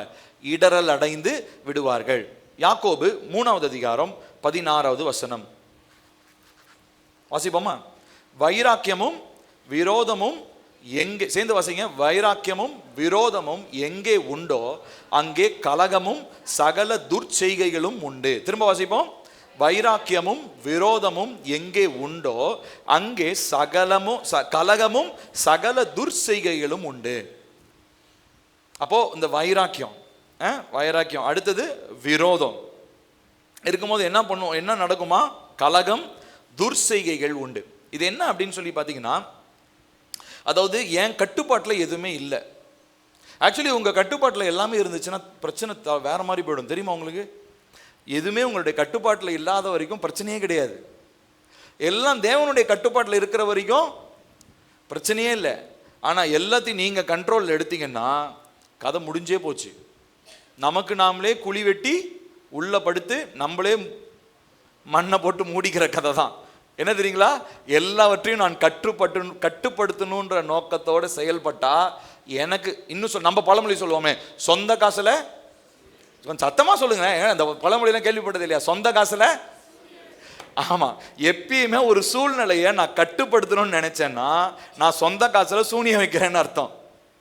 எப்பயுமே எல்லா சூழ்நிலையும் தேவ கரத்துல ஒப்பு கொடுத்துட்டேன் அப்படின்னா அவர் எல்லாவற்றையும் சூனியம் மந்திரம் எல்லாத்தையும் உடைச்சு போடுவார். அல்லேலூயா. எந்த தீமையும் நமக்கு விரோதமா வாய்க்கவே முடியாது. ஆனா நம்ம சின்ன வயசுல இருந்தே ஒரு சிலர்லாம் அப்படியே பழகி பழகி அப்படியே வந்திருப்போம். எல்லாத்தையும் கண்ட்ரோல் பண்ணணும், எல்லாம் என் கண்ட்ரோல்லே இருக்கணும். ஒரு சிலர்லாம் இருப்பாங்க அப்படியே. இப்போ ஒரு சில வீட்டில் நான் பார்த்துருக்கேன், அப்பாவோ அம்மாவோ சின்ன பிள்ளைங்க ரொம்ப சேட்டை பண்ணிகிட்டே இருப்பாங்க. அப்போ விருந்தாளிங்க யாராவது வந்துட்டாங்கன்னு வச்சுக்கோங்களேன், அந்த பிள்ளைய போட்டு பாடாக படுத்துவாங்க. ஏன்னா அந்த பிள்ளை சேட்டை பண்ணுற, எப்பயுமே வீட்டில் சேட்டை பண்ணுற பிள்ளைன்னு வச்சுக்கோங்களேன், அந்த விருந்தாளிங்க முன்னாடி பிள்ளை எப்படி காமிக்கணும்? சேட்டை பண்ணாத பிள்ளையாக காமிக்கணும். அதனால பிடிச்சி கிள்ளுவாங்க, திட்டுவாங்க, அடிப்பாங்க, ஏதோ ஒன்று பண்ணி பார்வையிலே ஒரு சில பேரண்ட்ஸ்லாம் அப்படி பார்வையிலே மிரட்டுவாங்க பிள்ளைங்களை. ஏன்னா எல்லாத்தையும் என்ன பண்ணணும்? கண்ட்ரோல் பண்ணி என் சொந்தக்காரங்களுக்கு முன்னாடி என் பெர்ஃபெக்ட், என்னுடைய சில்ட்ரன் எப்படி ரொம்ப ஒழுக்கமான பிள்ளைங்கன்னு சொல்லி காமிக்கணும்னு நினைப்பாங்க இல்லையா? இதுதான், இது வந்து எல்லா குடும்பத்திலும் நடக்கிறது தான். இப்போ இதே தான் நம்ம வாழ்க்கைன்னு எல்லா பகுதியிலையும் செய்கிறோம். எல்லாத்தையும் நான் கண்ட்ரோல் பண்ணோம். என் பணத்தை நான் தான் கண்ட்ரோல் பண்ணோம், என் வேலையை நான் கண்ட்ரோல் பண்ணோம், உறவை கண்ட்ரோல் பண்ணோம், என் மனைவியை கண்ட்ரோல் பண்ணோம், பிள்ளைங்களை. நீங்கள் எதையுமே கண்ட்ரோல் பண்ண முடியாது, அதுதான் உண்மை. நீங்கள்லாம் உங்களை நீங்களே ஏமாத்திக்கிறீங்க அப்படின்னு நினச்சோன்னா. நான் இதை கண்ட்ரோல் பண்ணுறேன் அப்படின்னா we are deceiving ourselves. நம்மை நாம ஏமாற்றிக்கிறோம். நான் என் மனைவியை கண்ட்ரோல் பண்ண முடியாது. இப்போ உதாரணத்துக்கு நான் ஒரு சபைக்கு போதகரானா இந்த சபையை நான் கண்ட்ரோல் பண்ண முடியாது. இதை ஆவியானவர் தான் கண்ட்ரோல் பண்ண முடியும். தேவனுடைய ஆவி இல்லாமல் அந்த இடத்துல கண்ட்ரோல்ன்றது இல்லவே இல்லை. கண்ட்ரோல் அப்படி மனுஷிகமாக வந்தாலும் அது கண்டிப்பாக என்னவா தெரியுங்களா இருக்கும்? இடரல் அடைவதற்கு ஒரு வாசலாக இருக்கும். இப்போ அதனால தான் நான் இங்கேருந்து பேசுகிறதா இருக்கட்டும், நான் ஒரு ஊழியக்காரனா உங்ககிட்ட தனிப்பட்ட விதத்தில் பேசுகிறதா இருக்கட்டும், அது எல்லாமே நான் பேசுகிற ஒவ்வொரு வார்த்தையும் குறித்து நான் ரொம்ப ஜாக்கிரதையாக தான் நான் பேசுகிறேன். ஏன்னா அது ஒன்று ஆவியினால் உணர்த்தப்பட்டதாக இருக்கணும், இன்னொன்று வசனத்திலிருந்து பேசப்படுறதா இருக்கணும், இன்னொன்று தேவனுக்கு பிரியமானதாக இருக்கணும். இப்படி இல்லைன்னா என் வாயிலிருந்து வார்த்தை வராது. ஏன்னா எனக்கு கர்த்தர் கொடுத்துருக்கிற பொறுப்பு அதுதான். ஊழியக்காரங்க எல்லாருக்கும் கர்த்தர் கொடுத்துருக்கிற பொறுப்பு அதுதான். ஏன்னா நான் பேசி இவங்களுக்கு இடரல் உண்டாகி என்னத்துக்கு இந்த பிரச்சனை? ஒரு சில நேரங்கள்லாம் ஒரு சில விசுவாசிகள் இடத்துல போய் இதை சொல்லிடணும், இவங்க இப்படி இருக்கிறாங்க, அதை சொல்லிடணும் அப்படின்னு இருக்கும். ஆனால் அந்த நேரத்தில் உடனே ஆவியானவர் சொல்லுவார், சொன்னால் கண்டிப்பாக என்ன ஆகும்? இப்போ என்ன பேசிக்கிட்டு இருக்கோம்? இடரல் உண்டாகும். அதனால் அடுத்த கண்ட்ரோல் என்ன பண்ணுறது? அப்போ அந்த நேரத்தில் என்ன, அந்த நேரத்தில் ஒரு நம்மக்கிட்ட ஒரு நம்மளுடைய இன்ஸ்டிங்க்ட் என்ன வேலை செய்யும்? நீ போய் சொல்லி அவங்கள என்ன பண்ணிடு, கரெக்ட் பண்ணிடு அப்படின்னு சொல்லி நமக்குள்ள அந்த கண்ட்ரோல் வரும்னு, அப்படி கண்ட்ரோலை பிடிக்கணும்னு நினைப்போம். ஆவியானவர் அடுத்து உள்ள வந்து சொல்லுவார், டே நீ சொன்னினா பிரச்சனை வரும், அமைதியில் வாயை மூடிட்டு அவங்களுக்காக என்ன பண்ணு, ஜெபம் பண்ணு. ஸோ அவங்க ஜெபம் பண்ணி அவங்க விட்டு கொடுத்தாங்கன்னா அவங்க சரியாகி வந்துடுவாங்க. ஒரு சிலர் ஜெபம் பண்ணிக்கிட்டே இருப்போம், ஆனால் இங்கேருந்து தூரம் போய் சர்ச்சை விட்டே போயிடுவாங்க. அப்போ பிரச்சனை சர்ச்சில் கிடையாது, பிரச்சனை தேவனுடைய வார்த்தையை பேசுகிறவங்க கிட்ட கிடையாது. பிரச்சனை அந்த வார்த்தையை கேட்டு அதை நல்ல விதத்தில் எடுத்துக்கிட்டோம்னா அது சந்தோஷம். இல்லை எப்போ பிரச்சனையாகுது? அது நம்முடைய வாழ்க்கையில் அது இடரலாக நாம் ஏற்றுக்கொள்ளும் பொழுது. ஸோ அப்போ பாருங்கள், சிக்ஷை, ஒழுக்கம், கண்டிதம், இது எல்லாமே நமக்கு தேவைங்க. தேவனுடைய பிள்ளைங்க இந்த இடத்துல இருந்து பேசுகிற ஒவ்வொரு வார்த்தையும் கர்த்தர் இந்த சபையின் ஆசீர்வாதத்திற்காக, குடும்பங்களின் ஆசீர்வாதம், தனிப்பட்ட வாழ்க்கையின் ஆசீர்வாதத்திற்காக தான் கர்த்தர் பேசுகிறார். ஆனால் இதை நம்ம சரியான விதத்தில் புரிஞ்சுக்கிட்டோம்னா நம்ம ஆசீர்வதிக்கப்படுவோம், ஒழுங்காக இருப்போம், தேவனுடைய வார்த்தைக்கு கீழ்ப்படிவோம், தெய்வீக லக்கு நோக்கத்தில் நம்மளால் அப்படியே போக முடியும். ஆனால் எப்போ நான் இதை இடரெல்லாம் எடுத்துக்கிறேனோ அங்கவே எனக்கும் தேவனுக்குமான உறவு துண்டிக்கப்படும், எனக்கும் சபைக்குமான உறவு துண்டிக்கப்படும். ஆக மொத்தம் நான் தேவனை விட்டே பின்வாங்கி போயிடும். நான் வேற சர்ச்சுக்கு போகலாம், ஆனால் நான் தேவனோடு இருப்பேனான்றது சந்தேகமான ஒரு காரியம். சரி இப்போ இதை எப்படி மேற்கொள்றதுன்றது சுருக்கமாக ஒரு சில காரியங்களை சொல்லி நான் முடிக்க விரும்புகிறேன்.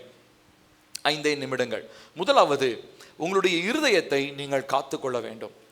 God against hardened heart. கடினம் ஆகாதபடி நம்முடைய இருதயத்தை என்ன பண்ணணும் தெரியுமா? காத்து கொண்டே இருக்கணும். சங்கீதம் 95:7-11. சங்கீதம் 95:7-11 சேர்ந்து வாசிப்போமா? அவர் நம்முடைய தேவன், நாம் அவர் மேய்ச்சலின் ஜனங்களும், அவர் எல்லாரும் சேர்ந்து வாசிக்கலாம், அவர் கைக்குள்ளான ஆடுகளும் ஆமே. இன்று அவருடைய சத்தத்தை கேட்பீர்களாகில் வனாந்தரத்தில் கோபம் மூட்டினது போதும் சோதனை நாளிலும் நடந்தது போல உங்கள் இருதயத்தை, சத்தமா வாசிங்க, கடினப்படுத்தாதேயுங்கள். அடுத்ததா, அங்கே உங்கள் பிதாக்கள் என்னை சோதித்து என்னை பரீட்சை பார்த்து என் கிரியையும் கண்டார்கள். 40 வருஷமாய் நான் அந்த சந்ததியை அரோசித்து அவர்கள் வழுவி போகிற இருதயமுள்ள ஜனம் என்றும் என்னுடைய வழிகளை அறியாதவர்களிடம் சொல்லி என்னுடைய இளைப்பாறுதலில் அவர்கள் பிரவேசிப்பதில்லை என்று என்னுடைய கோபத்திலே ஆணையிட்டேன்.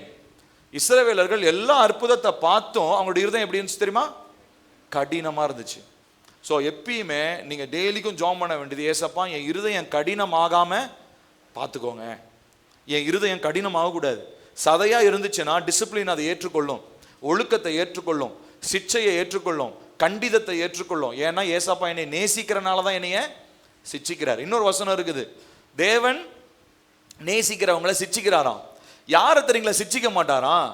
வேசியின் பிள்ளைகளை அவர் சிச்சிக்க மாட்டார். வேசியின் பிள்ளைன்னா என்ன அர்த்தம்? One is born to a prostitute. அப்படின்னா என்ன அர்த்தம்? அது வந்து அது அது லெகசியே கிடையாது. அது வந்து என்னுடைய வித்தே கிடையாது. அது அவங்கள தேவனுடைய வித்து இல்லாதவங்களை என்ன பண்ண மாட்டார்? அவர் சிட்சிக்க மாட்டார். ஆனால் தேவனுடைய வித்தில் பிறந்த, மறுபடி பிறந்த தேவனுடைய வித்தில் இருக்கிறவங்களை என்ன பண்ணுவார்? அவர் சிட்சிப்பார். அப்போ முதலாவது கடின இருதயம் ஆகாமல் பார்த்துக்கணும். டெய்லிக்கும் நீங்கள் ஜோம் பண்ணுங்க தேவ பிள்ளைங்க. தேவன் அதுவும் ரொம்ப முக்கியமாக நீங்கள் ஞாயிற்றுக்கிழமை வரும்போது நம்முடைய, ஏன்னா பிசாசு அது பயங்கரமான தந்திரம். வாரத்தில் 6 நாளில் என்னத்தையோ இதெல்லாம் கேட்டு கேட்டு போய் வந்து என்னமொத்தெல்லாம் பேசி நீங்கள் இங்கே வரும்போது, ஞாயிற்றுக்கிழமை போது இருதயம் அப்படியே கட்டு கல் மாதிரி வரும். அப்போ இங்கே தண்ணி ஊற்றுனாலும் போகாது, வார்த்தையை விதைச்சாலும் எப்படி கல்லில் போய் எப்படி விதைக்க முடியும்? மண்ணாக இருந்தால் தானே விதைக்க முடியும். அப்போ இருதயம் கடினமாயிடுது. அப்போது இருதயம் கடினமாகாமல் காத்துக்கொள்ளணும். அடுத்து ரெண்டாவதா என்ன அப்படின்னு சொன்னால், எப்பயுமே தேவனை தான் முதன்மைப்படுத்தணுமே ஒழிய நம்மளை எப்பயுமே முதன்மைப்படுத்த கூடாது. Take God seriously, don't take yourself seriously. தேவனை எப்பயுமே முக்கியப்படுத்தணுமே ஒழிய நான், எனக்கு, என் குடும்பம், அது இதுன்ற அந்த அந்த அந்த காரியம் எப்பயுமே நம்முடைய வாழ்க்கையில் இருக்கக்கூடாது. பாருங்க, பிலிப்பியர் 2:3-5 வேகமாக வாசிப்போம். பிலிப்பியர் 2:3-5, ஒன்றையும் வாதினாலாவது வீண் பெருமையினாலாவது செய்யாமல் மனத்தாழ்மையினாலே ஒருவரை ஒருவர் தங்களிலும் மேன்மையானவர்களாக எண்ண கடவீர்கள். அவன் தனக்கானவைகளை அல்ல பிறருக்கானவைகளையும் நோக்குவானாக. கிறிஸ்து இயேசுவில் இருந்த சிந்தையே உங்களிலும் இருக்க கடவது. அப்போ ஏசப்பா எப்படி தன்னை ஹம்பிள் பண்ணாரோ அந்த மாதிரி அந்த ஹம்பிள்னஸ்குள்ள என்ன பண்ணணுமா? நம்ம வரணும். இது ரெண்டாவது சுபாவம். அடுத்து மூன்றாவதா நம்ம பழகி கொள்ள வேண்டிய காரியம், சூழ்நிலைகள் எல்லாம் தவறாய் இருந்தாலும் என் இருதயத்தை சரியாய் வைத்துக் கொள்ள வேண்டியது என்னுடைய வேலை. சரிங்களா? மூன்றாவது, எதிரான காரியங்கள் சுற்றி இருந்தாலும் இருதயத்தை சரியாக வைத்துக் கொள்ளணும். மீகா 6:8 மனுஷனே, நன்மை இன்னதென்று அவர் உனக்கு அறிவித்திருக்கிறார். நியாயம் செய்து இரக்கத்தை சிநேகித்து உன் தேவனுக்கு முன்பாக மனத்தாழ்மையாய் நடப்பதை அல்லாமல் வேறே எண்ணத்தை கர்த்தர் உன்னிடத்தில் கேட்கிறார். திரும்ப வாசிங்க, சத்தமா வாசிங்களேன். அனுக்கு அறிவித்திருக்கிறார்.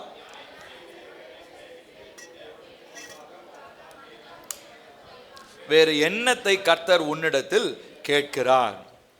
அப்போ அவர் பேசுகிற காரியங்களை நம்மளை சுற்றி தீமை நடக்கலாம், ஆனால் நம்மளுடைய இருதயம் எப்படி தான் இருக்கணும்?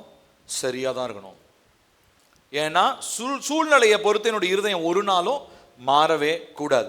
அடுத்தது நான்காவதா நம்ம செய்ய வேண்டிய ஒரு பழக்க வழக்கம் என்ன அப்படின்னா, மனம் திரும்புகிறதான பழக்க வழக்கத்தை நிறுத்தவே கூடாது. எபேசியர் 4வது அதிகாரம் 31-32. எபேசியர் 4:31-32 சேர்ந்து வாசிப்போம். சகல விதமான கசப்பும் கோபமும் மூர்க்கமும் கூக்குரலும் தூஷணமும் மற்ற எந்த துர்குணமும் உங்களை விட்டு நீங்க கடவது. ஒருவருக்கொருவர் தயவாயும் மன உருக்கமாயும் இருந்து கிறிஸ்துவுக்குள் தேவன் உங்களுக்கு மன்னித்தது போல நீங்களும் ஒருவருக்கொருவர் மன்னியுங்கள். மனம் திரும்புதல் கண்டிப்பா எல்லாருக்கும் இருக்கணும். எப்பப்ப இருக்கணும்? தப்பு பண்ணும்போது மாத்திரமா இல்ல, தினந்தோறும் இருக்கணும்.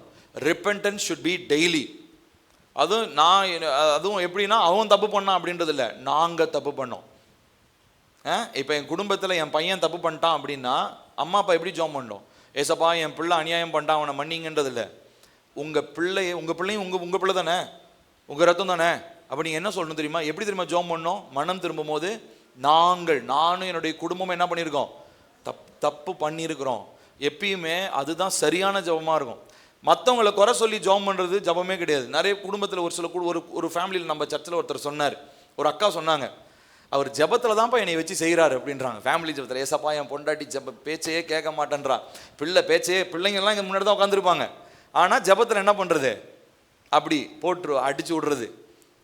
எனக்கு ஒழுங்காக சமைச்சு தர மாட்டேன்றான், பையன் கேட்க மாட்டேன்றான், அப்படி இப்படின்னு ஜெபம் பண்ணுறாங்களாம். பாருங்க, அப்போ நிறைய நேரம் என்ன நடக்குதுன்னா, நம்ம மற்றவங்கள குறை தான் சொல்லிட்டு இருக்கிறோம், ஜெபத்துலையும் குறை. அப்போ ஜெபத்தில் உண்மையாக என்ன பண்ணோம்னா, என் மனைவியே தப்பு பண்ணியிருந்தாலும் நான் போய் எப்படி ஜெபம் பண்ணோம்? நாங்கள் தப்பு செஞ்சோம். குடும்பத்தில் ஒருத்தருக்கு பாதிப்புனா அது குடும்பத்துக்கு தானே பாதிப்புது, ஆமாம் தானே? குடும்பத்துக்கு ஒருத்தர் ஆசீர்வாதம்னா அது குடும்பத்துக்கே தானே ஆசீர்வாதம். சொல்லுங்களேன். இப்போ உங்கள் வீட்டில் உங்கள் பையனை ஒருத்தங்க கனப்படுத்துகிறாங்க, அப்போ உங்களுக்கும் சந்தோஷமா இல்லையா? ஆமாம் தானே? அதே போல தான். அப்போ தப்பு பண்ணால் மட்டும் நம்ம என்ன பண்ணுறோம்? அவன் தப்பு பண்ணிட்டான், இவன் தப்பு பண்ணிட்டான் அப்படின்றோம் கிடையாது. தப்பு பண்ணால் என் குடும்பமாக நாங்கள் என்ன பண்ணியிருக்கோம்? தேவ சமூகத்தை நம்ம அப்படி தான் ஒப்புரவு வாங்கணும். நம்முடைய ஜெபம் அப்படி தான் இருக்கணும். அந்த 12 days டீச்சிங்கில் நம்ம சொல்லியிருக்கேன் இல்லைங்களா, அது ஜாமக்காரனுடைய ஜெபம். அது அவங்க அப்படி தான் ஜெபிப்பாங்க. நானும் என் குடும்பத்தாரும் என்ன பண்ணியிருக்கிறோம்? தப்பு பண்ணிக்கிறோம். நெகேமியா அப்படி தான் ஜெபிச்சாரு, தானியேல் அப்படி தான் ஜெபிச்சாங்க. அவங்களுடைய பிரேயர் எல்லாம் நாங்கள் பண்ணோம் அப்படி தான் ஜெபம் பண்ணுவோம். ஸோ 4வதா மனம் திரும்புதலை ஒரு நாள் நிறுத்தக்கூடாது. 5வதாக மத்தேயு 5:23-24. மத்தேயு 5:23-24 வாசிப்போம். ஆகையால் சேர்ந்து வாசிக்கலாமா? ஆகையால் நீ பலிபீடத்தினிடத்தில் உன் காணிக்கையை செலுத்த வந்து உன் பேரில் உன் சகோதரனுக்கு குறை உண்டென்று அங்கே நினைவு கூறுவாயாகில் அங்கேதானே பலிபீடத்தின் முன் உன் காணிக்கையை வைத்துவிட்டு போய் முன்பு உன் சகோதரனுடைய ஒப்புரவாகி பின்பு வந்து உன் காணிக்கையை செலுத்து. அப்படின்னா என்ன அர்த்தம்? ஒருத்தர் நீ தேவனிடத்துல ஒப்புரவாகிறது மாத்திரம் இல்லப்பா, மனுஷன் உனக்கு யாராவது தப்பு பண்ணிட்டாங்க, அவங்க உனக்கு தப்பு பண்ணிட்டாங்க அப்படின்னு சொல்லி சொன்னாலும் நீ என்ன பண்ணும்? அவங்களோட இப்போ நீ ஒப்புரவாகணும். நேற்று முன்தினமும் ஆக்சுவலி புதன்கிழமை என்ன போயிட்டேன், பெங்களூரில் ஒரு குறிப்பிட்ட கூட்டத்திற்கு ஊழியத்திற்காக அழைச்சிருந்தாங்க. ஸோ ஒரு கான்ஃபரன்ஸ்க்கு நாங்கள் போயிருந்தோம். அந்த கான்ஃபரன்ஸில் ஆத்தும காயங்களை பற்றி நம்ம சர்ச்சில் ஏற்கனவே 2024 நம்ம பேசியிருக்கோம், 24 கடைசியில் நம்ம பேசியிருக்கோம் ஆத்தும காயங்கள். அந்த காரியத்தை பற்றியும் இன்னும் ஒரு சில காரியங்கள் தலைப்புகளை பற்றி 2 நாள் அவங்களோட பேசினேன். அப்போது அதில் நிறைய எல்லாருமே பெரியவங்க தான், எல்லாருமே ஒரு 50-60 வயசு பெரியவங்க, எல்லாம் ஃபேமிலியாக வந்திருந்தாங்க. கிட்டத்தட்ட ஒரு 60 பேர் இருந்தாங்க. அவங்கள எல்லாரும் அந்த ஒவ்வொரு செஷன் முடிஞ்சதுக்கப்புறம் அவங்களுக்கு தனியாக ஜெபங்கள் இதெல்லாம் பண்ணி அவங்களோட ஆலோசனை கவுன்சிலிங்லாம் கொடுத்துட்டு இருக்கும்போது எல்லாரும் சொல்கிற ஒரு காரியம் என்ன அப்படின்னு சொல்லி சொன்னால், அவரு தப்பு பண்ணிட்டாரு, அவர் உணரவே மாட்டேன்றாரு, நான் போய் மன்னிப்பு கேட்கணுமா? தப்பு பண்ணது வேற ஒருத்தர், ஆனால் இங்கே ஆத்தும காயம் இல்லாமல் இருக்கணும்னா மன்னிக்கணும்னு நம்ம சொல்கிறோம். ஆத்மாவில் காயங்கள் இருக்கணும், என்ன பண்ணணும்? இருக்கக்கூடாதுன்னு என்ன பண்ணணும்? மன்னிக்கணும். ஆனால் காயப்படுத்தினவர் அவரு, அப்போ அவர் தானே வந்து மன்னிப்பு கேட்கணும் நியாயப்படி. பைபிளில் எங்கேயுமே தப்பு செஞ்சவனே வந்து உன்ட்ட மன்னிப்பு கேட்கணும் பைபிள் ஒரு நாளும் சொல்லலை. மன்னிப்புன்னு மாத்திரம் ஃபர்கிவ்னஸ்ன்ற தலைப்பில் நீங்கள் பைபிளில் எந்த இடத்துல எடுத்து பார்த்தீங்கன்னாலும் தேவன் சொல்கிற ஒரு காரியம், நீங்கள் தப்பு செஞ்சுருந்தாலும் சரி, உங்களுக்கு வேற ஒருத்தங்க தப்பு செஞ்சுருந்தாலும் சரி, உங்களுடைய மனசில் ஒரு உறுத்துதலாக இருந்தால் தப்பு பண்ணவன் வந்து உங்கள்கிட்ட மன்னிப்பு கேட்கணும்னு எதிர்பார்க்காதீங்க. நீங்கள் முதல்ல போய் என்ன பண்ணுங்க? ஒப்புரவாகுங்க. எவ்வளோ கஷ்டமான விஷயத்தை ஏசப்பா சொல்லியிருக்காருல்ல. எப்படிங்க நான் சூடு சோறனை இல்லாமல் நான் போய் மன்னிப்பு கேட்கணுமா? அவன் தானே என்னை காயப்படுத்தினா, அவன் தானே வந்து என்கிட்ட மன்னிப்பு கேட்கணும் அப்படி நம்ம நினச்சோன்னா இன்னும் நம்மக்கிட்ட ஏசப்பாவுடைய சுபாவம் உருவாகலை. ஏசப்பா சொல்கிற விஷயத்த நம்ம இன்னும் கை கொள்ளலைன்னு அர்த்தம். அப்போ அதையும் என்ன தான் ஏசப்பாவுடைய பார்வையில் பாவம் தானே. நம்ம என்ன எதிர்பார்ப்போம்? நம்ம நியாயம் நீதியெல்லாம் பேசிகிட்டு இருப்போம். ஆனால் ஏசப்பாவுடைய சமூகத்தில் அவர் வச்சிருக்கிற நீதி நியாயம் வேற, நம்ம சொல்கிற நீதி நியாயம் வேற. அவர் சொல்கிறது தப்பு பண்ணது அவனாவே இருந்தாலும் நீ போய் என்ன பண்ணு? மன்னிப்பு கேளு. இது மனுஷனுக்கு சுத்தமாக பிடிக்காது. நார்மலாக உலக நீதியின்படி வாழ்கிறவங்களுக்கு ஏற்றுக்கவே முடியாது. அதால் இப்போ நான் சொன்னேன் இல்லைங்களா, நன்மை செஞ்சு தீமை அனுபவிக்கிறது. அதனால தான் ஏசப்பா அவருடைய போதனை என்ன சொல்கிறாரு? ஒருவன் தன்னைத்தானே வெறுத்து சிலுவையை, இப்போ இதெல்லாம் சிலுவை, இதெல்லாம் சிலுவை. எது சிலுவை? மரக்கட்டை தூக்கிட்டு போகிறது இல்லை. ஏசப்பா தூக்கிட்டு போகிற மாதிரி மரத்தை தூக்கிட்டு போகிறது சிலுவை கிடையாது. ஒருத்தர் உங்களை காயப்படுத்தினாலும் நீங்கள் போய் மன்னிப்பு கேட்குறீங்க பார்த்தீங்களா, இதுதான் சிலுவை. நீங்க நன்மை செஞ்சும் தீமையை அனுபவிக்கிறீங்க பார்த்தீங்களா, இதுதான் சிலுவை. இந்த சிலுவையை தூக்கி நம்ம சுமக்கலனா ஏசப்பாவை பின்பற்றுறதுக்கு நம்ம என்ன இல்லையா, தகுதி இல்லை. அப்போ தேவ பிள்ளைங்க, நம்ம எல்லாரும் தேவனுடைய சமூகத்தில் இந்த நாள் அதுக்காக ஜெபிக்க போகிறோம். நம்ம எல்லாரும் எழுந்து நிற்கலாமா? தேவனுடைய சமூகத்தில் நம்ம கேட்க போகிறோம், ஏசப்பா பல விஷயத்தில் நான் இடரல் அடைஞ்சிருக்கிறேன். நான் சொன்னேன் இல்லைங்களா, ஒரு 7-8 வருஷத்துக்கு முன்னாடி இருந்த நிறைய பேர் நம்ம சபையில் இல்லை. ஆனால் நிறைய பேர் இடரல் அடைஞ்சு வெளியே போயிட்டாங்க. ஒரு சிலர் நீங்கள் இடரல் அடைஞ்சிருக்கலாம், ஆனால் பேசி நீங்கள் என்ன பண்ணியிருப்பீங்க, சரி செஞ்சுருப்பீங்க. ஆனால் ஒரு சிலர் இடரல் அடைஞ்சும் அதை சரி செய்யாமலே நீங்கள் என்ன பண்ணியிருப்பீங்க, சரி சர்ச்சுக்கு போவோம், முதல்லேருந்து இந்த சர்ச்சுக்கு வந்துட்டு இருக்கிறோம், ஆதி காலத்துலேருந்து வரோம், அதனால் இதே சர்ச்சுக்கு போவோம்னு சொல்லி ஏதோ ஒரு கட்டாயத்தின் பேரில் இந்த சர்ச்சுக்கு வந்துட்டு இருப்பீங்க. அதுவும் தவறு. அது ஏசப்பாக்கு பிடிக்காது, தேவனுக்கு பிரியமில்லாதது. இப்போ நீங்கள் நானும் நம்ம எல்லாரும் வரோம், இந்த சர்ச்சுக்கு வரோம், ஒன்றா கூடி ஆராதிக்கிறோன்னா நமக்குள்ளே என்ன இருக்கக்கூடாதுங்க, இடரல் இருக்கக்கூடாது. ஒருவர் பேரில் ஒருவர் குற்றம் உண்டு என்று சொன்னால் நம்ம ஒருவருக்கொருவர் அறிக்கை செய்து அதை ஒப்புரவாகி நம்ம தேவ சமூகத்தில் ஏசப்பாக்கு பிரியமானதை செய்கிறது தான் நம்ம யோசிக்கணுமே ஒழிய, நான் சொன்னேன் இல்லைங்களா, அந்த இடரல் அடைகளுடைய சுபாவங்களை பற்றி சொன்னேன் இல்லைங்களா, அந்த சுபாவங்கள் எல்லாவற்றையும் தூக்கி போட்டுறணும். நம்முடைய வாழ்க்கையில் நம்ம தேவ சமூகத்தில் நம்ம கேட்கணும். நம்ம எல்லாரும் கண்களை மூடுவோமா, தேவ சமூகத்தில் கேட்க போகிறோம். ஏசப்பா, நீங்கள் என்னை சிட்சிக்கிறீங்க, நீங்கள் உங்கள் வசனத்தினால என்னோட பேசுகிறீங்க, ஆவியானவர் ஆராதனையில் என்னோடு கூட நீங்கள் பேசுகிறீங்க. ஆனால் நீங்கள் பேசி பல காரியங்கள், நீங்கள் சிட்சிக்கிற காரியம், என்னை கண்டித்து உணர்த்துகிற காரியம், ஒழுக்கத்திற்குரிய காரியம், இப்படிலாம் சொல்லி நிறைய விஷயங்களை நான் இடரல் அடைஞ்சிட்றேன்ப்பா. ஏன்னா என்னால் அதை புரிஞ்சிக்க முடியல. காரணம், எனக்கு வருகிறதான சிட்சை ஏதோ மனுஷங்கிட்ட இருந்து வருதுன்னு நான் நினைக்கிறேன். ஆனால் நீங்கள் தான் என்கிட்ட பேசுகிறீங்க. கர்த்தருடைய ஆவியானவர் நீங்க பேசி அதை கீழ்ப்படியாம நான் அதனால அஃபெண்ட் ஆகி நான் அப்பா வேற இடங்களுக்கெல்லாம் போய் அதே காயத்தோட போய் என்னுடைய காயத்தை மற்றவங்களுக்கு கொடுத்து கொண்டிருக்கிறேன். அப்பா, நான் நிறைய நேரம் நான் காயப்பட்டிருக்கிறதுனால, ஏன் ஆத்மாவின் காயங்கள் ஆற்றப்படாதனால மற்றவங்களை நான் காயப்படுத்திக்கிட்டு இருக்கிறேன். இதுதான் உண்மை. காயப்பட்டவர்கள் மற்றவர்களை காயப்படுத்துவார்கள். நான் சொல்றது நல்லா ஞாபகம், நல்லா கேளுங்க, உங்க மனசுல நல்லா பதிய வச்சுக்கோங்க. காயப்பட்டவர்கள் மற்றவர்களை காயப்படுத்துவார்கள். அப்போ என்னுடைய ஆத்மாவில் காயம் இல்லாம நான் இருக்கணும். எனக்குள்ளேயும் இருக்குது, நானும் அதை சரி செஞ்சுட்டு தான் இருக்கிறேன். நான் இங்கே எல்லாரையும் பெர்ஃபெக்ட் ஆகிட்டு உங்கள் முன்னாடி நான் பேசலை. நான் அதற்காக ஒவ்வொரு நாளும் ஜெபித்து கொண்டு தான் இருக்கிறேன். ஏசப்பா, நான் என் வாயின் வார்த்தையினாலே செயலினாலே யாராவது காயப்படுத்தியிருந்தேன்னா எனக்கு உணர்த்துங்க. நான் உடனடியாக போய் நான் ஒப்புரவாகணும். நான் பேசிட்டு தான் இருக்கேன், நான் ஜெபம் பண்ணிட்டு தான் இருக்கிறேன். ஆகையினால் இந்த நாள் நம்ம ஏசப்பா கிட்ட நம்ம கேட்கணும், ஏசப்பா இந்த இடரல் இல்லாமல் காத்துக்கொள்ளுங்க. உங்கள் வார்த்தை வரும்போது நீங்கள் பேசுகிற விதத்திலேயே அந்த வார்த்தையை நான் புரிஞ்சுக்கணும். நான் ஒரு நாளும் இடரல் அடையக்கூடாதப்பா. ஒரு நாளும் உங்கள் வசனத்தினால நான் இடரல் அடையக்கூடாது. ஏன்னா ஏசப்பா கூட இருந்த சீஷர்கள் நிறைய பேர் இடரல் அடைஞ்சு அவரை விட்டு தூரமாக போயிட்டாங்க. ஆனால் கடைசி வரைக்கும் இருந்தவங்க வெறும் 11 பேர் தான். நீங்கள் 11 பேராக இருக்க போறீங்களா, இல்லை ஏசப்பாவை விட்டு பின்மாற்றத்துக்கு இடரல் அடைஞ்சு தூரமாக போன அந்த பெருங்கூட்டத்தில் இருக்க போறீங்களா? அழைக்கப்பட்டவர்கள் அநேகலாம் இருக்கலாம், ஆனால் கடைசி வரைக்கும் ஏசப்பா கூட இருக்கும்படி தெரிந்து கொள்ளப்பட்டவங்க ரொம்ப சிலர் தான். நம்முடைய சர்ச்சில் நிறைய ஆத்துமாக்கள் வரணுன்றதுக்காக நம்ம ஜெபிக்கல, ஆனால் இருக்கக்கூடிய ஒவ்வொருத்தரும் இடரல் அடையாம ஏசப்பாக்குள்ள வளரணுன்றதுதான் நம்முடைய ஜெபம். நம்ம ஒவ்வொருத்தரும் ஏசப்பாவை வெளிப்படுத்துகிற சாட்சிகளா இருக்கணுன்றதுதான் நம்முடைய ஜெபம். நம்ம எல்லாருமே பெருசா ஆஹா ஓஹோன்லாம் பெரிய சாதனையெல்லாம் நம்ம பண்ண வேண்டிய அவசியம் இல்லை. இருக்கிற இடத்துல இயேசு ராஜாவை வெளிப்படுத்துகிற சாட்சி, தேவ ராஜ்யத்தை கட்டுகிறதான தேவனுடைய ராஜ்யத்தின் பிரதிநிதி, ரெப்ரசன்டேட்டிவா இருக்கதான் நம்ம ஆசைப்படுறோம். ஆகையினால் இந்த நாளில் நம்ம எல்லாரும் தேவ சமூகத்தில் கேட்கலாமா, ஏசப்பா எங்களுக்கு உதவி செய்யுங்கப்பா. நீங்க பேசின வார்த்தையினால நிறைய நேரம் எனக்கு இடரல் உண்டா இருக்குது. ஒரு சில நேரம் நான் அஃபெண்ட் ஆகிட்டேன், என்னைய குறிச்சு வச்சு ஏதோ பேசுற மாதிரி நான் நினைச்சிட்டு இருக்கிறேன். ஆனா உண்மையிலே நீங்க என்னை நேசிக்கிறனால தான் அந்த வார்த்தையை சொல்லியிருக்கிறீங்க. நீங்க என்னை நேசித்து என்னை சிச்சிக்கணுன்றனால தான் நிறைய கடிந்து கொள்ளுகிறத சிச்சிக்கிற ஒழுக்கத்திற்குரிய வார்த்தைகளை சொல்லியிருக்கிறீங்க. ஆனா எனக்குள்ள மறைஞ்சிருந்த ஒரு சில இந்த பெருமை, அந்த மறைஞ்சிருந்த ஒரு சில காரியங்கள், தீமையின் வல்லமைகள் எனக்குள்ள இருந்ததுனால என்னால அதை சரியான விதத்துல புரிந்து கொள்ள முடியாம நான் எல்லாவற்றையும் குறித்து நான் இடரல் அடைந்து கொண்டிருக்கிறேன். ஆனா இப்படி நான் இனிமே நான் இருக்க போறது இல்லை. ஒருவேளை இன்னைக்கு ஆவியானவர் உங்ககிட்ட பேசியிருப்பாருன்னா, நீங்க எல்லாரும் ஆவியானவர் என்னோடு பேசினாருன்னு சொல்றவங்க உங்களுடைய கரங்களை உயர்த்தி ஆண்டுகிட்ட ஒப்பு கொடுங்க. ஏசப்பா, இனிமே நான் அஃபெண்ட் ஆக போறது இல்லை. 2 கரங்களும் உயர்த்துங்களா. 2 கரங்களை உயர்த்தும் போது நீங்க என்ன தெரியுங்களா பண்றீங்க? நீங்க உங்களுடைய செயல் என்ன தெரியுங்களா, அந்த செயலுடைய அர்த்தம் என்ன தெரியுங்களா? ஏசப்பா நான் ஹெல்ப்லெஸ், எனக்கு உதவி செய்யறதுக்கு யாருமே இல்லை, என் 2 கை நீங்க பிடிச்சுக்கோங்க, என் 2 கை நீங்க பிடிச்சுக்கோங்க. ஒரு சின்ன குழந்தை அப்பாவை பார்த்து நீ தூக்குங்கன்னு கையை தூக்கும் இல்லையா, அந்த மாதிரி சொல்லுவீங்களா? ஏசப்பா நிறைய நேரம் நீங்க சிட்சித்தும் அப்பா நீங்க என்னை ஒழுக்கப்படுத்தணும்னு நினைச்சு பேசின வார்த்தையை நினைச்சு நான் இடரல் அடைஞ்சிருக்கிறேன்ப்பா. இனிமே நான் இடரல் அடைய போறது கிடையாது. எனக்குள்ள இருக்கிற இடரல் எல்லாம் வெளியேறட்டும்.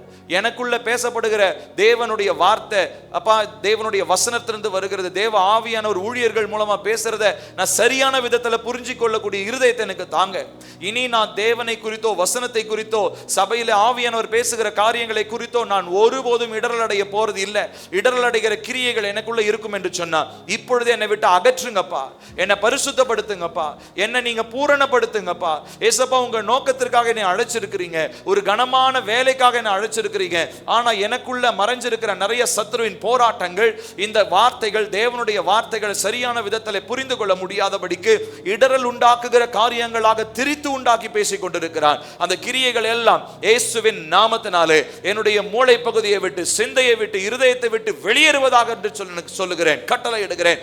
இப்பொழுது நான் எல்லா இடரல்களிலிருந்து நான் வெளியே வருகிறேன். தேவனுடைய வார்த்தை எனக்கு சிட்சித்து, எனக்கு போதித்து, எனக்கு கற்றுக் கொடுக்கிற எந்த ஒரு காரியத்தையும் நான் தெளிவாக புரிந்து கொள்ள போகிறேனே ஒழிய நான் இடரலடைய போகிறது இல்லை. நான் தேவனுக்கு நான் முழுவதுமாக கீழ்ப்படிவேன் என்கிற இருதயத்தோடு இப்பொழுதே நான் 2 கரங்களை உயர்த்தி அப்பா என்னை முழுசுமா நான் அர்ப்பணிக்கிறேன்ப்பா. என் கரத்தை நீங்க பிடிச்சுக்கோங்க. I am hopeless and I am helpless without you. நீர் இல்லாமல் எனக்கு ஒன்றும் இல்லப்பா, நீங்க இல்லாம என்னால ஒண்ணுமே செய்ய முடியாதப்பா. ஆகையினாலே ஒரு குழந்தை தன்னுடைய தகப்பனை நோக்கி பார்க்கிற மாதிரி இப்போ என் கரங்களை உயர்த்தி உங்ககிட்ட நான் சொல்றேன், என்னைய நீங்க மார்போடு அணைச்சிக்கோங்க, என்னைய சிச்சிங்க அப்பா, என்னைய கடிந்து கொள்ளுங்க. பரவாயில்ல, ஏன் நல்லதுக்கு தான் அதை நீங்க செய்றீங்க, நான் ஆசீர்வாதமா இருக்கணும்ன்றதுக்காக தான் செய்றீங்க, என்னுடைய வாழ்க்கையில உங்க நோக்கம் நிறைவேறணுன்றதுக்கு தான் செய்றீங்க. அதுக்கு நான் முழுசுமா நான் விட்டு கொடுக்கிறேன். தேவையில்லாத எல்லா கடினங்களும் என்னை விட்டு அகற்றுங்க. கடின தன்மை வெளியேறட்டும், கடின சிந்தை வெளியேறட்டும். கர்த்தருடைய கடிந்து கொள்ளுதல் புரிந்து கொள்ள முடியாத இருக்கிற சிந்தையின் அரண்கள் உடையட்டும் அப்பா. இப்பொழுதே நீங்க எங்க வாழ்க்கையில் அற்புதத்தை செய்யுங்க. முழுவதுமாய் எங்களை அர்ப்பணிக்கிறோம். என்னுடைய ஆவி ஆத்துமா சரீரம் உமக்கு சொந்தம். பரிசுத்தப்படுத்தும், வருகைக்காக எங்களை ஆயத்தப்படுத்தும். இயேசுவின் நாமத்தில் கேட்கிறோம் நல்ல பிதாவே, ஆமென். நம்முடைய கர்த்தராகிய இயேசு கிறிஸ்துவின் கிருபையும் பிதாவாகிய தேவனுடைய அன்பும் பரிசுத்த ஆவியினுடைய காவலும் ஐக்கியமும் நம் அனைவரோடும் இன்றும் என்றும் சதா காலங்கள் நிலைத்திருப்பதாக.